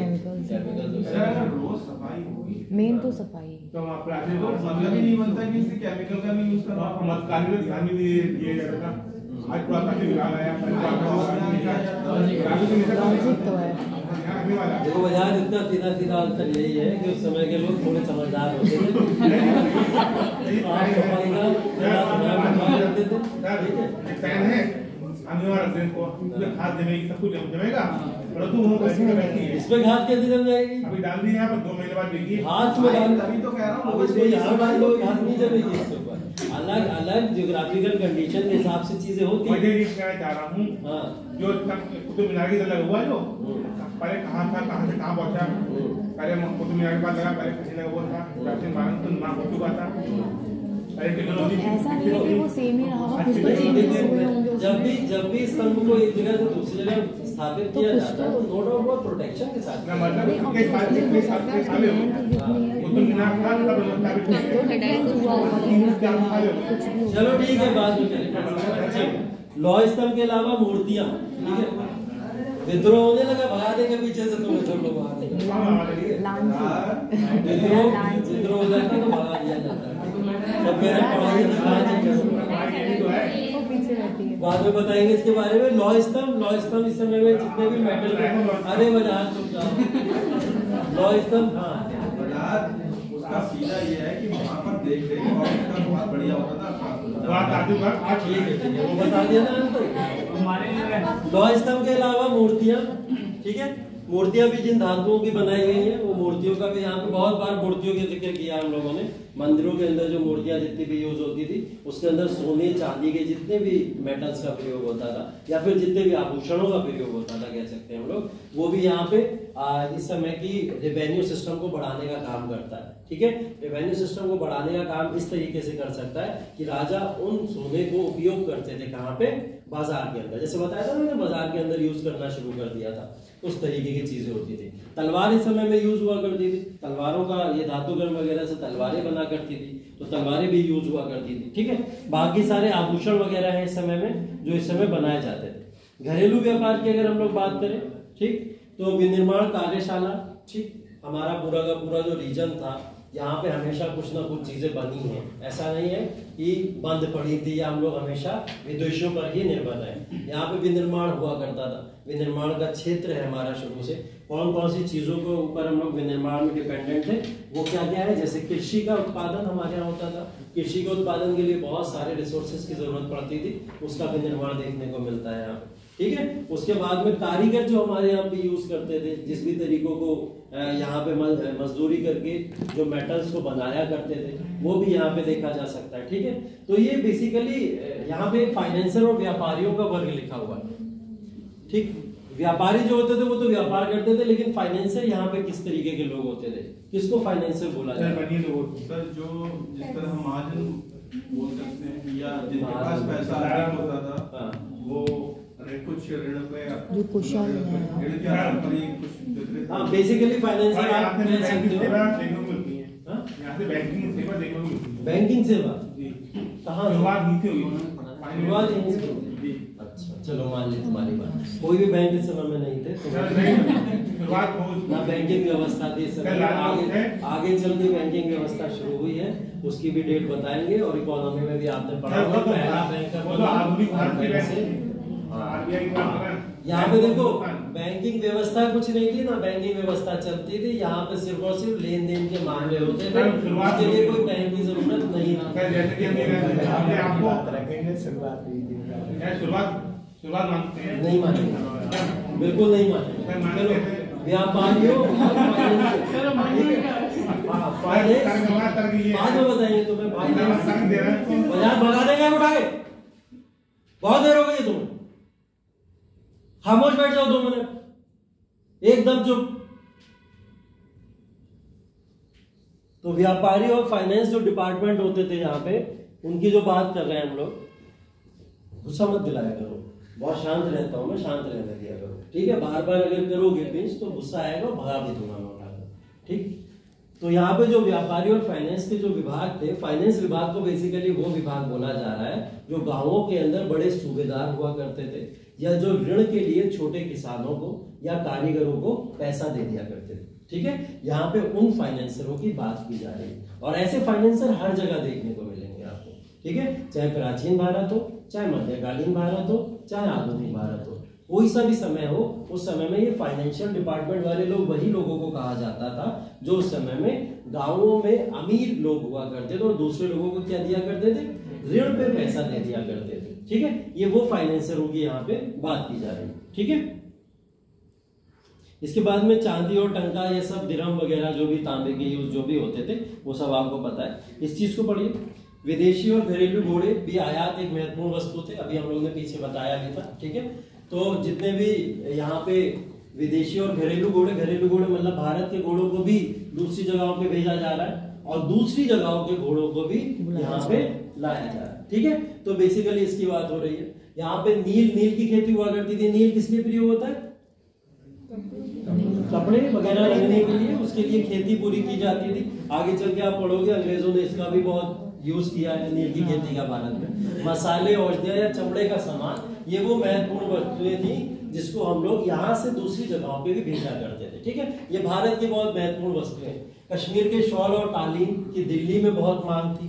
ठीक है, तो दिल्ली में इसका बहुत कश्मीर से आयात किया जाता था लगातार। ठीक, ये सूखे मेवे भी थे इस समय में। शराब विदेशों से आयात की जाती थी और गंगा के दुआब में मेरठ और अलीगढ़ में भी उत्पादित की जाती थी। ठीक है, ये स्टेटमेंट्स हैं और स्टेंजास हैं जो क्वेश्चंस में लिखे हुए आते हैं। ठीक है, तो आप इसको इसी तरीके से नोट कर लेना, नोट्स के फॉर्म में आपको प्रोवाइड कर देंगे हम। ठीक है, तो आप इसको इसी तरीके से मेंशन कर लेना अपने उसको नोट्स। विदेशी व्यापार इसी तरीके का है पूरा का पूरा। 6वीं शताब्दी से लेकर 13वीं शताब्दी तक भारत के अंदर आक्रमण देखने को मिलते हैं। जैसा कि यहाँ पे लिखा है, हूणों का आक्रमण हुआ था उस समय में, जब हम लोग 6वीं और 7वीं शताब्दी की बात करते हैं। फिर 13वीं शताब्दी में चले तो हमने देखा पूरा दिल्ली सल्तनत के समय में जितने भी आक्रमण यहाँ पे हुए। ठीक है, इन तमाम आक्रमण के दौरान भी हमारा विदेशी व्यापार लगातार बढ़ता चला गया, क्योंकि जितने भी विदेशी लोग यहाँ पे आए उन्होंने कुछ ना कुछ अपने साथ में जरूर लेके आए। जैसे हम लोग अगर वास्को डी गामा की बात करें तो मैंने बताया आलू, मसाले वगैरह, वो मसाले के मिर्च वगैरह, तंबाकू वगैरह, इन सब चीजों की बात करते हैं। इसी तरीके से हम लोग बात करेंगे तो मध्यकालीन के दौरान कुछ लोग आए जो अपने साथ में आभूषण लेके आए, कुछ लोग कपड़े लेके आए। तो इन सब से क्या हुआ, हम लोग ने कुछ नई चीजें देखी और उनका आयात करना शुरू कर दिया। तो जब भी आक्रमण हुए तो इससे एक फायदा क्या हुआ हमको, कि हमारा विदेशी व्यापार और ज्यादा इंप्रूव होता चला गया, कुछ और नई चीजें हमारे यहाँ ऐड होती चली गई। आगे चल के एक लाइन पढ़ोगे आप लोग, India is a country of a composite culture. ठीक है, इंडिया कंट्री किसका, मिली जुली संस्कृति का है, ऐसा बोला जाता है। तो मिली जुली संस्कृति ये डेवलप कैसे हुई, इसी वजह से ये डेवलप हुई है मिली जुली संस्कृति, कि हमने अरबों की भी कुछ संस्कृति को अपनी ऐड किया। अब इस संस्कृति में पहनावा भी आता है, खान पीन भी आता है, रहना सहना भी आता है, सब आता है, तब मिलकर एक संस्कृति बनती है। इसीलिए हम इसको क्या बोलते हैं, कंपोजिट कल्चर का एक पार्ट बोलते हैं। ठीक है, तो ये इस समय में यहाँ पे हुआ करता था। ठीक है, तो कई सारी आयतित वस्तुएं थी, उसके अंदर आप लोग इन वस्तुओं को देख सकते हो, जैसे घोड़े हो गए, ऊंट हो गए। ठीक है, यहाँ पे ये सफेद दास, बेसिकली ये सफेद दास जो लिखा हुआ है इसका मतलब यही है कि जो विदेशी हम लोग दासों को मंगाया करते थे यहाँ पे, उन दासों का मतलब यहाँ पे सफेद दास है। मखमल या सूखे मेवे, ठीक है, उनकी बात की गई है। ठीक, मदिरा वगैरह शामिल थी। चाय और रेशम का भी आयात चीन से किया जाने लगा था। ठीक है, तो ये तमाम ऐसे वर्ड है जिसको आप यहाँ पे नोट करिएगा। आगे ये प्रीलिम्स और मेंस दोनों में आपके काम आ सकते हैं। सल्तनत काल के दौरान सामाजिक स्थिति कैसी थी, शासक वर्ग अमीरों की श्रेणी थी। सबको पता है शासक कौन बनेगा, अमीर ही बनेंगे। सिर्फ एक सल्तनत को छोड़ के, कौन सी, खिलजी। खिलजी अमीर वर्ग नहीं थे, अदरवाइज जितने भी लोग थे सब अमीर वर्गों के ही लोग हुआ करते थे। तो इनको 3 श्रेणियों में विभाजित किया जाता था। ठीक है, और उसमें से खान सर्वोच्च श्रेणी था, उसके बाद मलिक और अमीर आते थे। अब इसी श्रेणी से क्या हुआ, तो भारत में अशरफ और अजलफ वाली व्यवस्था शुरू हो गई थी। अब ये जो ऊपर लिखे हुए ये सब कौन है, ये अशरफ लोग कहलाते थे। उस समय ये लोग अशरफ कहलाने लगे थे, क्योंकि ये उच्च श्रेणी के लोग हुआ करते थे। क्या कहलाने लगे थे, अशरफ, ऐसे लिखते हैं। ठीक, अजलफ ये होता है जो निम्न श्रेणी के लोग होते हैं। ठीक है, तो ये वर्गीकरण जो है उस समय किया जाता था, लेकिन इसका बहुत ज्यादा उल्लेख उस समय के राइटर्स ने ज्यादा किया नहीं, क्योंकि उनका मानना था इस्लाम धर्म में ये कोई परंपरा नहीं है। लेकिन उसके बाद में भी ये श्रेणियां बटी हुई जरूर थी। ठीक है, तो बटी हुई श्रेणियों में ये लोग अपने आप को सुप्रीम रखा करते थे, और राज्य या शासक वर्ग के प्रशासन की जब भी बात होती थी तो वहां सीधे जाके अपॉइंट कौन हो जाता था, यही श्रेणी के लोग हो जाया करते थे। ठीक है, अमीर वर्ग या उच्च कुल के लोग यहाँ पे जाके तुरंत अपॉइंट हो जाए। अब यहाँ पे शासक वर्ग का मतलब सिर्फ और सिर्फ सुल्तान से नहीं है, ये बात ध्यान रखिएगा। शासक वर्ग का मतलब सिर्फ अलाउद्दीन खिलजी नहीं, शासक वर्ग के अंदर यहाँ पे मलिक कफूर भी आएगा। ठीक है, मतलब शासक वर्ग वो हो गया जो उनके डिपार्टमेंट के भी लोग हुआ करते थे, तब जाके। जैसे गवर्नमेंट हम सिर्फ मोदी जी को थोड़ी कहते हैं, सरकार हम कैसे मोदी जी को कहते हैं, सरकार तो पूरे संसद को कहते हैं, संसद एक मिलकर पूरी एक सरकार बनाती है, ठीक है, तब जाके सरकार बनती है। ऐसे ही शासक वर्ग जब बोला जाएगा तो सिर्फ सुल्तान को नहीं बोला जाएगा, ठीक है, सारे लोग जितने भी उसके अंदर रहा करते थे विभाग में, वो सब मिलकर शासक वर्ग बनाते थे। तो ये बात आप लोग को पता होगी कि उच्च वर्ग के लोग यहाँ पे शासन पद पर रहा करते थे, ठीक है। निम्न पद के लोग क्या करते थे फिर उस समय, किसान हुआ करते थे, ठीक है, या फिर मजदूरी किया करते थे, या फिर कारीगर हुआ करते थे, ठीक है, या फिर कह सकते हो कि व्यापार किया करते थे। इस तरीके के लोग सब सामान्य वर्ग या अजलफ वर्ग को हम लोग बोल सकते हैं, ठीक है। व्यापार और वित्तीय वर्ग ये तो पीछे आप लोग देख ही लिए। कस्बे और कस्बे का जीवन, कस्बे वगैरह जो होते थे सिटी के नीचे के जितने भी रीजन है, सिटी और गांवों के बीच के रीजन को कस्बा बोला जाता था, आज भी बोला जाता है। तो कस्बों के अंदर का जीवन व्यवस्था थोड़ी अलग रहती थी, गांवों की भी ऐसी नहीं होती है, शहरों की भी ऐसी नहीं होती है। तो कस्बों का जीवन क्या होता था, कस्बों को बेसिकली यूज कर लिया गया नहर प्रणाली के लिए, बोले बीच का रास्ता यहाँ से क्या निकाल दो, नहरें निकाल दो, तो यहाँ से कृषि सीधे से सीधे गांवों तक पहुंच जाएगी, और गांवों की कृषि से जितनी भी उत्पादन होगा वो शहरों तक पहुंच जाएगा। तो कस्बों को एक मीडियम के तौर पे यहाँ पे यूज किया गया, ठीक है, ये सब पढ़ लीजिएगा, और डिटेल में पढ़ाने की जरूरत नहीं। गुलाम व्यवस्था आपको पता है, बस एक चीज यहाँ पे लिखी हुई, इसको अच्छे से पढ़ लीजिए। हिंदू शास्त्र में विभिन्न प्रकार के दासों की स्थिति की चर्चा की गई है, ठीक है। एक घर में पैदा हुआ, एक खरीदा गया, एक प्राप्त किया गया, और एक विरासत में मिला। ऐसे 4 तरीके के गुलाम होते हैं हिंदू शास्त्रों के अकॉर्डिंग, ऐसा लिखा गया है हिंदू शास्त्रों में, ठीक है। गुलाम प्रथा वहां पे लिखी हुई है पहले से, ठीक। और कहीं जगह पे ये गुलाम प्रथा आपको देखने को अभी नहीं मिलेगी। हुआ क्या, देखो यहाँ पे जब हिंदू शास्त्र में ये विभिन्न प्रकार के दासों की चर्चा हो रही थी, जैसे एक घर में पैदा हुआ, घर में पैदा हुआ, ये उस जमाने की बात हो रही है जब अर्ली वैदिक इरा जब हम लोग कहते हैं, पूर्व का वैदिक काल, ठीक है। तो पूर्व के वैदिक काल में क्या होता था, अगर कोई व्यक्ति घर में पैदा हुआ, उसके लक्षण ही वही है कि वो दास ही बनेगा। यहाँ पे दास का मतलब ये मत समझिएगा कि सिर्फ गुलामी करने के लिए पैदा हुआ है, ठीक है। दास का मतलब ये भी होता था सेवा करने वाला, और सेवा आज के समय में एनजीओ और ट्रस्ट के लोग करते हैं, तो हम उनको दास नहीं बोल सकते, गुलाम नहीं बोल सकते, है ना।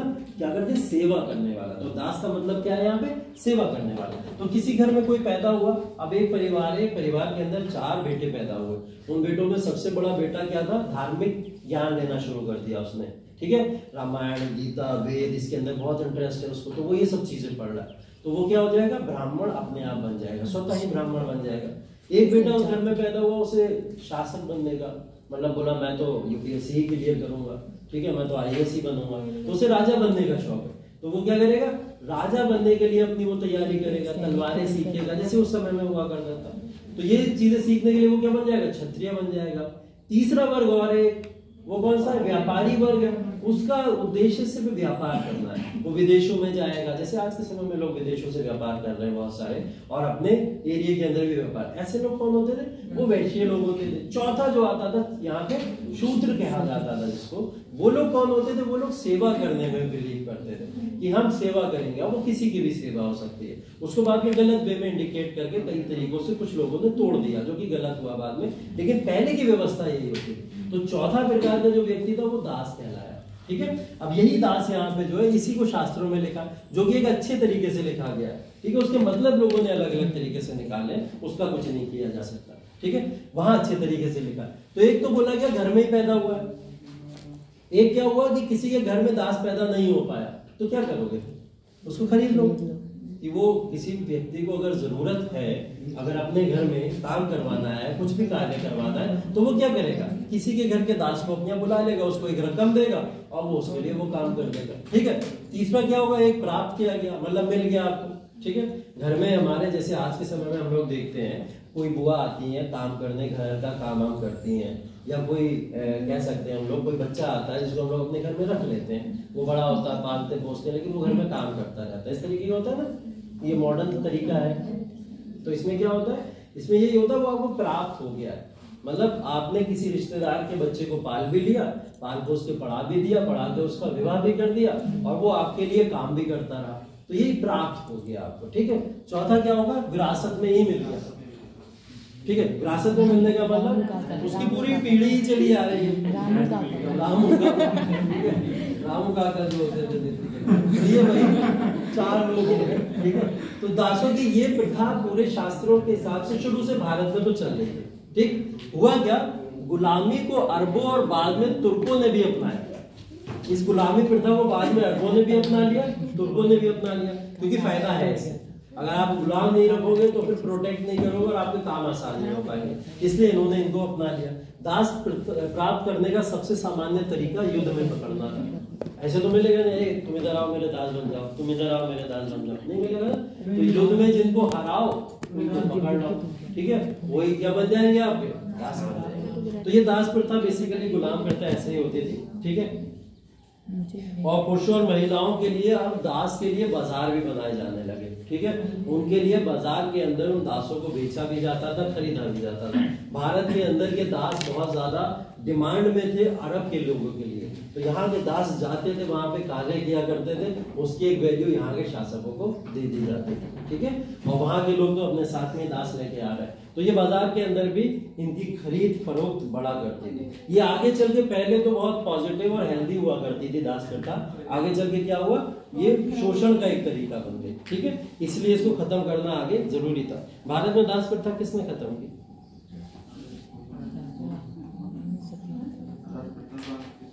भारत में दास प्रथा, स्लेवरी का एंड किसने किया? कौन सा गवर्नर था जिसने भारत में दास प्रथा का किया?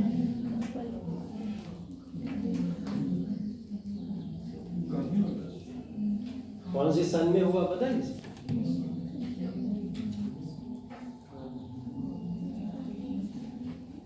भारत में दास प्रथा का अंत कौन सी सन में हुआ, किसने किया, कोई गवर्नर था?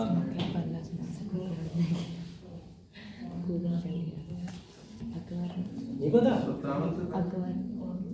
अकबर ने तो किया था, वो तो मेडिवल हिस्ट्री का शासक है, मैं गवर्नर की बात कर रहा हूँ। ऐसे तो बहुत राजाओं ने दास प्रथाओं को अंत किया, लेकिन वो पूरी तरीके से नहीं, कानून नहीं बना ना कभी, सिर्फ अनाउंस कर दिया कि चलो आज से दास प्रथा खत्म। विलियम बेंटिंग ने सती प्रथा की थी, उसके लिए पॉपुलर है। लॉर्ड विलियम बेंटिंग, ये तुमने और एक्सटेंड उसी के नाम को हाँ सती प्रथा बोल रहा है। नहीं, इरविन 83 में आया। दास प्रथा खत्म हुई है 1835, 57 से पहले ही खत्म हो गई। दास प्रथा का अंत 34-35 में माना जाता है। लॉर्ड विलियम बेंटिंग उस समय गवर्नर था जब दास प्रथा का अंत हो रहा था, ठीक है, लेकिन फिर भी उसको ये क्रेडिट नहीं जाता है, ठीक। फिर किसको ये क्रेडिट जाता है? लॉर्ड विलियम बेंटिंग के बाद अगला गवर्नर भारत में बन के कौन आया? ब्रिटिश शासन।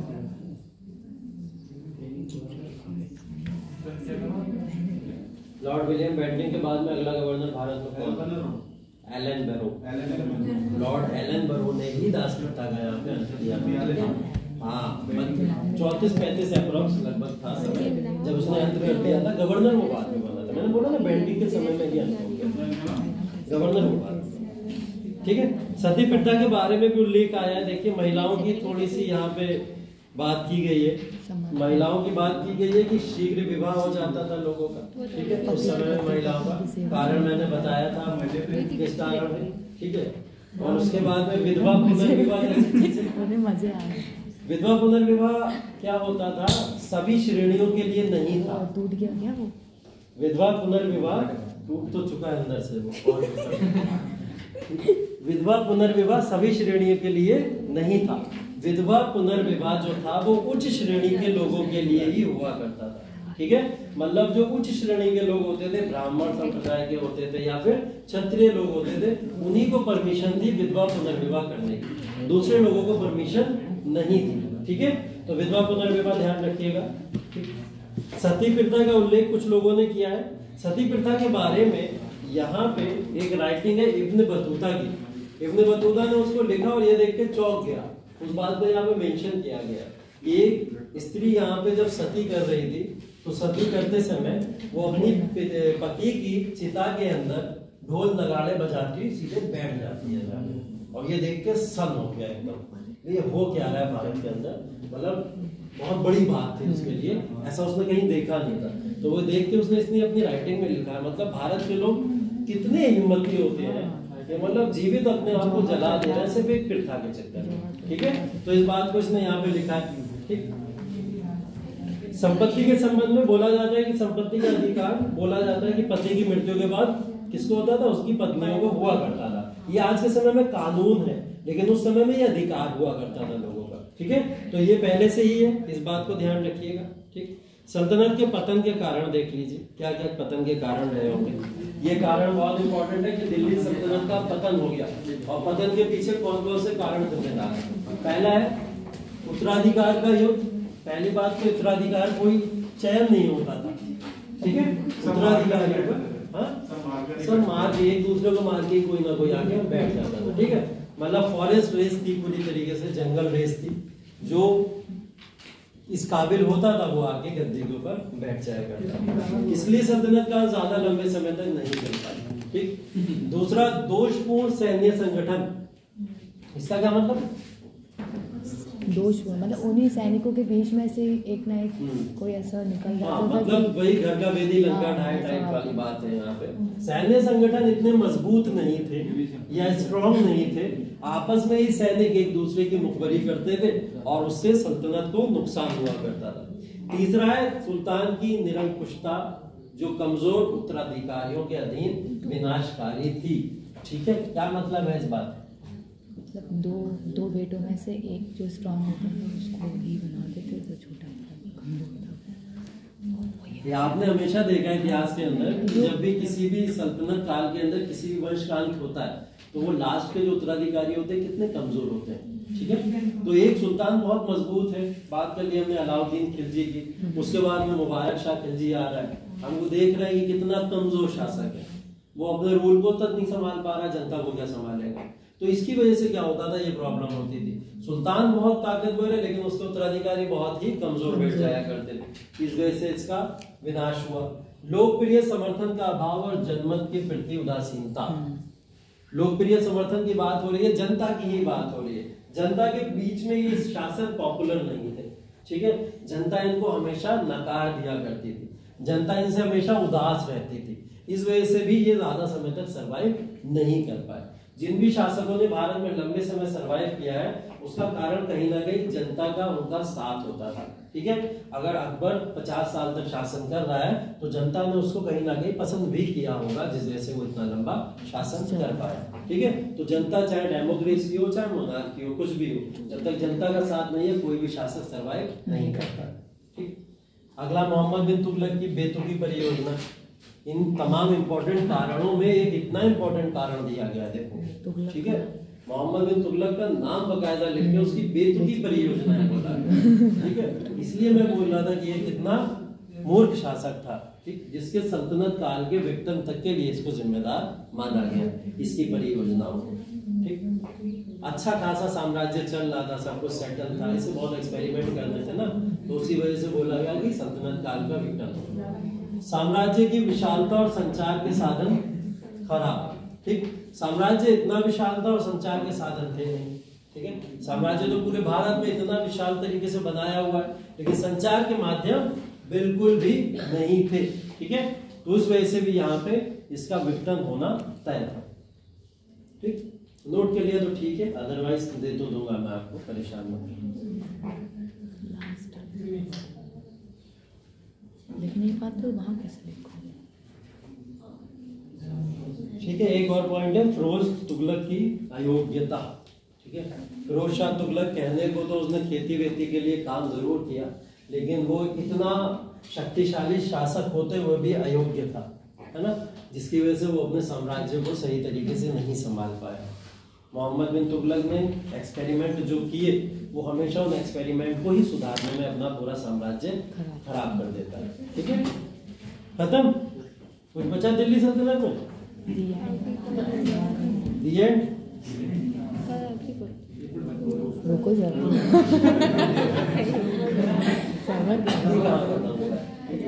अभी तो सिर्फ थ्योरेटिकल चीजें खत्म हुई है ना? क्या इसको देखो, फिर से देखोगे? रोज तुगलक के अयोग्य था, पूछ लेते हैं। लो हमने लिख दिया। चलो क्वेश्चन कौन प्रैक्टिस करेगा? क्वेश्चन भी तो प्रैक्टिस करनी है, तब करेंगे ना प्रैक्टिस क्वेश्चन। जितना पढ़ लिया उसका एक क्वेश्चन लगा लेते हैं जल्दी जल्दी से थोड़े बहुत, है ना?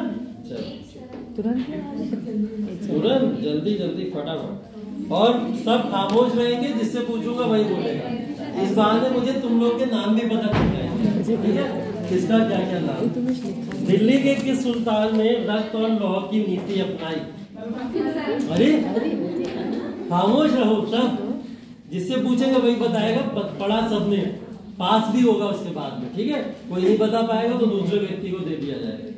दिल्ली के किस सुल्तान ने रक्त और लोहे की नीति अपनाई? तो बताया गया तुम लोगों ने, बलबन ने, ठीक।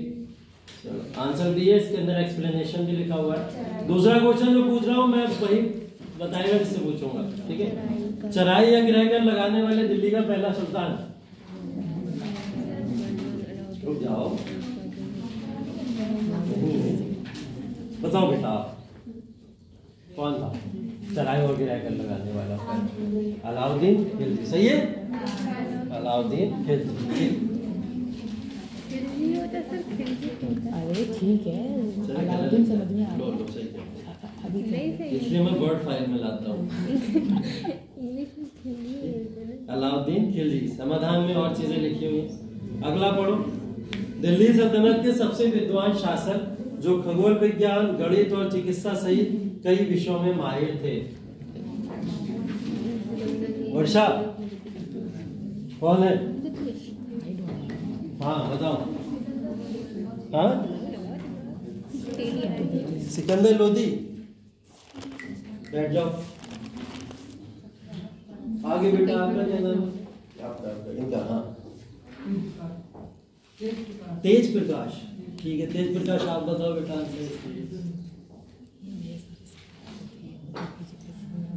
पता है? हाँ आएंगे। तुमसे टफ वाला पूछेंगे, क्यों कैसे आसान वाले? हाँ मोहम्मद बिन तुगलक, ठीक है। मोहम्मद बिन तुगलक, चलो ठीक है। मोहम्मद बिन तुगलक को इतना विद्वान, अभी तो मैं गालियां दे रहा था यहाँ तो बड़ी तारीफ दे रहा। पढ़ा लिखा मूर्ख बोला है मैंने, ठीक है? पढ़ा लिखा बहुत, इससे ज्यादा एजुकेटेड पूरे इतिहास में आपको कोई व्यक्ति नहीं मिलेगा। तभी इसने ज्यादा एक्सपेरिमेंट किए, उस वजह से इसने ये गधापन किया है, ठीक है? इसमें भी एक्सप्लेनेशन लिखा है। अगला, कौन सा सुल्तान भोजन पर कर समाप्त करने के लिए जाना जाता है? अब हाथ उठाओ। कौन सा सुल्तान भोजन पर कर समाप्त करने के लिए जाना जाता है? हाँ बता, पता है? अब बता, शांत हो गए। अच्छे लगते हो। कौन है इसमें से? इनमें से कोई नहीं। हाँ बताओ। नोट।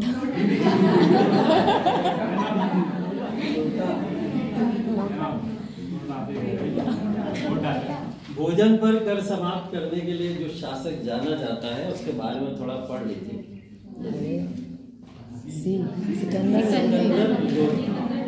सिकंदर लोदी ने भूमि को मापने के लिए एक समान यार्ड की शुरुआत की थी, बताया, ठीक है?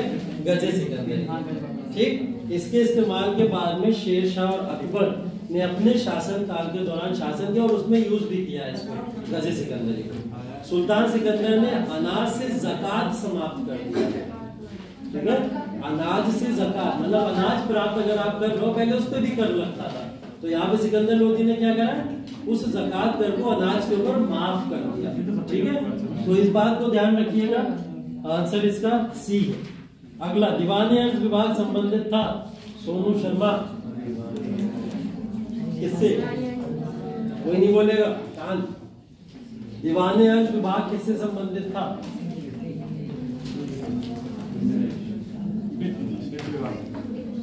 वित्त विभाग, सही बोल रहे? वित्त विभाग। हाँ फिर किससे? सैन्य विभाग। सैन्य विभाग, दीवाने। तो फिर वित्त विभाग से क्या रिलेटेड है? हाँ दीवाने विजारत, ठीक है? दीवाने विजारत बोलते हैं, इसका मतलब है रक्षा विभाग से, मतलब आर्मी, ठीक है? बेसिकली कुतुब मीनार के निर्माण में निम्नलिखित में से किसका योगदान नहीं था? अच्छा, लास्ट वाला फिरोज शाह तुगलक है, ये 3 लिखो, ठीक है। तो लास्ट वाला फिरोज शाह तुगलक है, किसका नाम नहीं पता है मुझे? हाँ, आपका नहीं पता, क्या नाम है आपका? हाँ, अनमोल। अनमोल बेटा बताओ क्या है इसका? कुतुब मीनार के निर्माण में योगदान किसका नहीं था? हाँ, लास्ट वाला फिरोज शाह तुगलक लिखा है। हाँ? फिरोज शाह तुगलक का नहीं था, सही बात है। हाँ?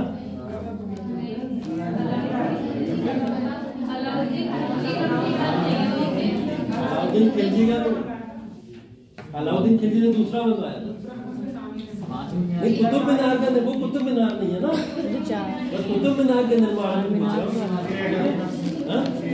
ये है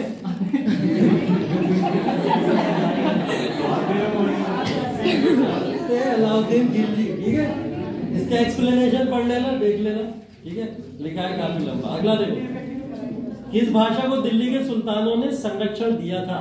खामोश, 1 मिनट मैं पूछता हूँ, चुप जाओ। अब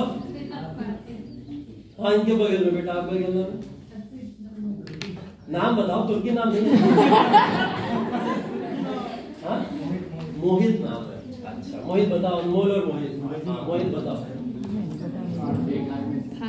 सब गलती बता। मोहित बताओ, मोहित कौन सी भाषा? दिल्ली के सुल्तानों ने किसको संरक्षण दिया? कौन सी भाषा? सबसे ज्यादा किसका प्रयोग करते थे दिल्ली के सुल्तान, ये बताओ। लोग नहीं मानते,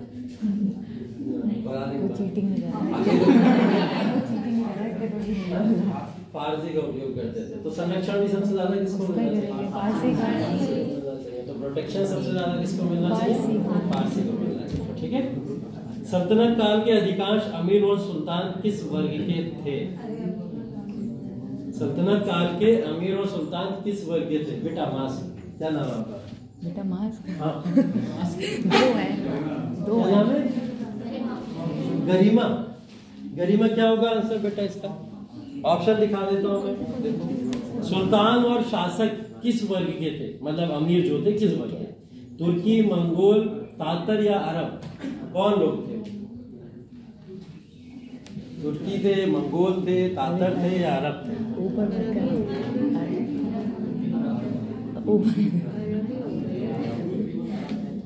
हाँ? पढ़ा तो हमने खाली तुर्की और अरब में।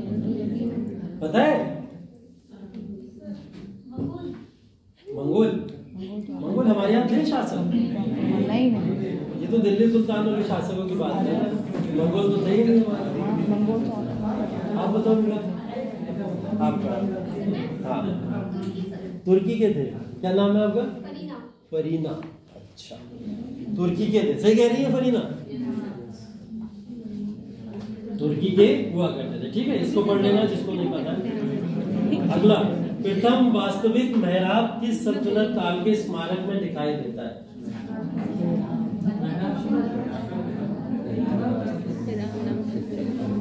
प्रथम वास्तविक मेहराब किस सल्तनत काल के स्मारक में दिखाई देता है? कौन हाथ उठा रहा है? इसमें है हिम्मत, खतरों से खेलने की।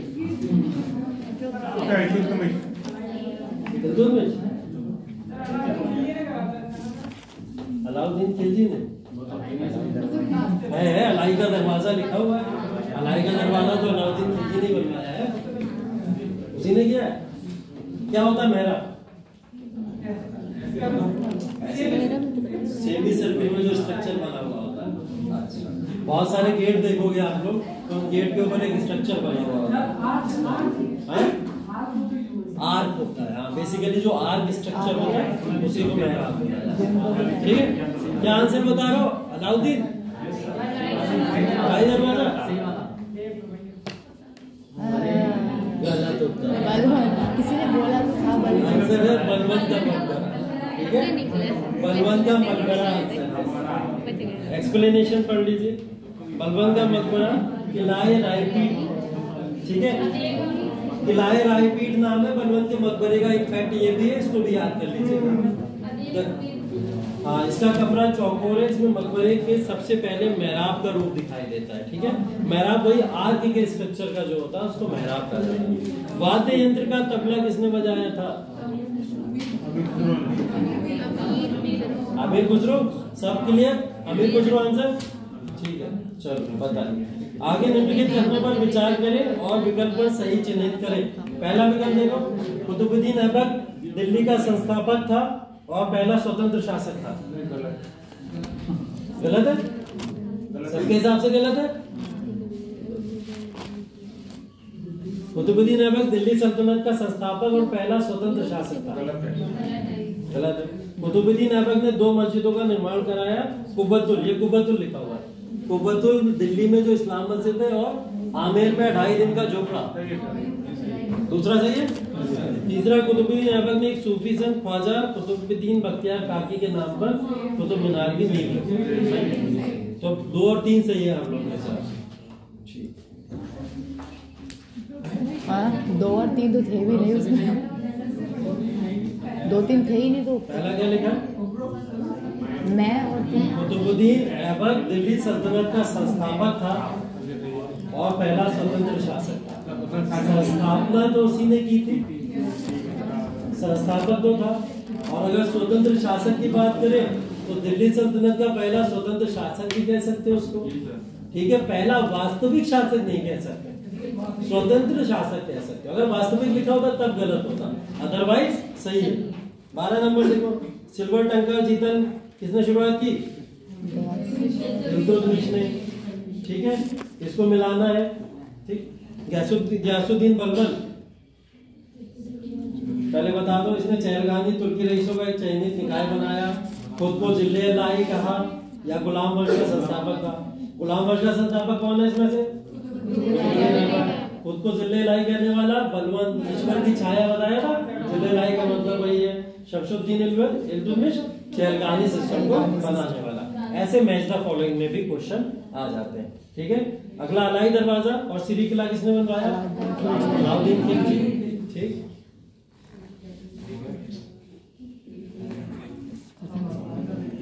कदमों पर विचार अब दिख गया, लास्ट ही है। मोहम्मद बिन तुगलक ने अकाल प्रभावित लोगों को राहत प्रदान करने के लिए अकाल संहिता तैयार की। सही है। दूसरा, फिरोज शाह तुगलक ने इक्ता व्यवस्था को वंशानुगत बनाया। फिरोज शाह तुगलक ने बनाया।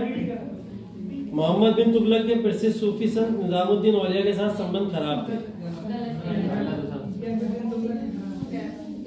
मोहम्मद बिन तुगलक के खराब नहीं थे, सबके खराब थे। निजामुद्दीन औलिया की एक खासियत पढ़ोगी, सुल्तानों से वो बात ही नहीं करते, कभी नहीं, हमेशा दूर रहते। तो आंसर होगा 1 और 2। मैं लिखा हुआ है, मैं और 3।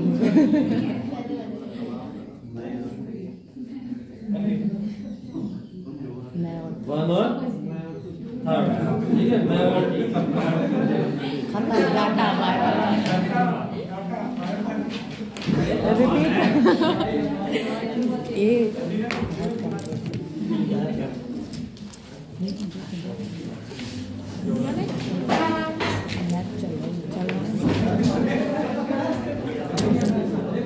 सर इसको बंद कर दे। क्वेश्चन चलिए।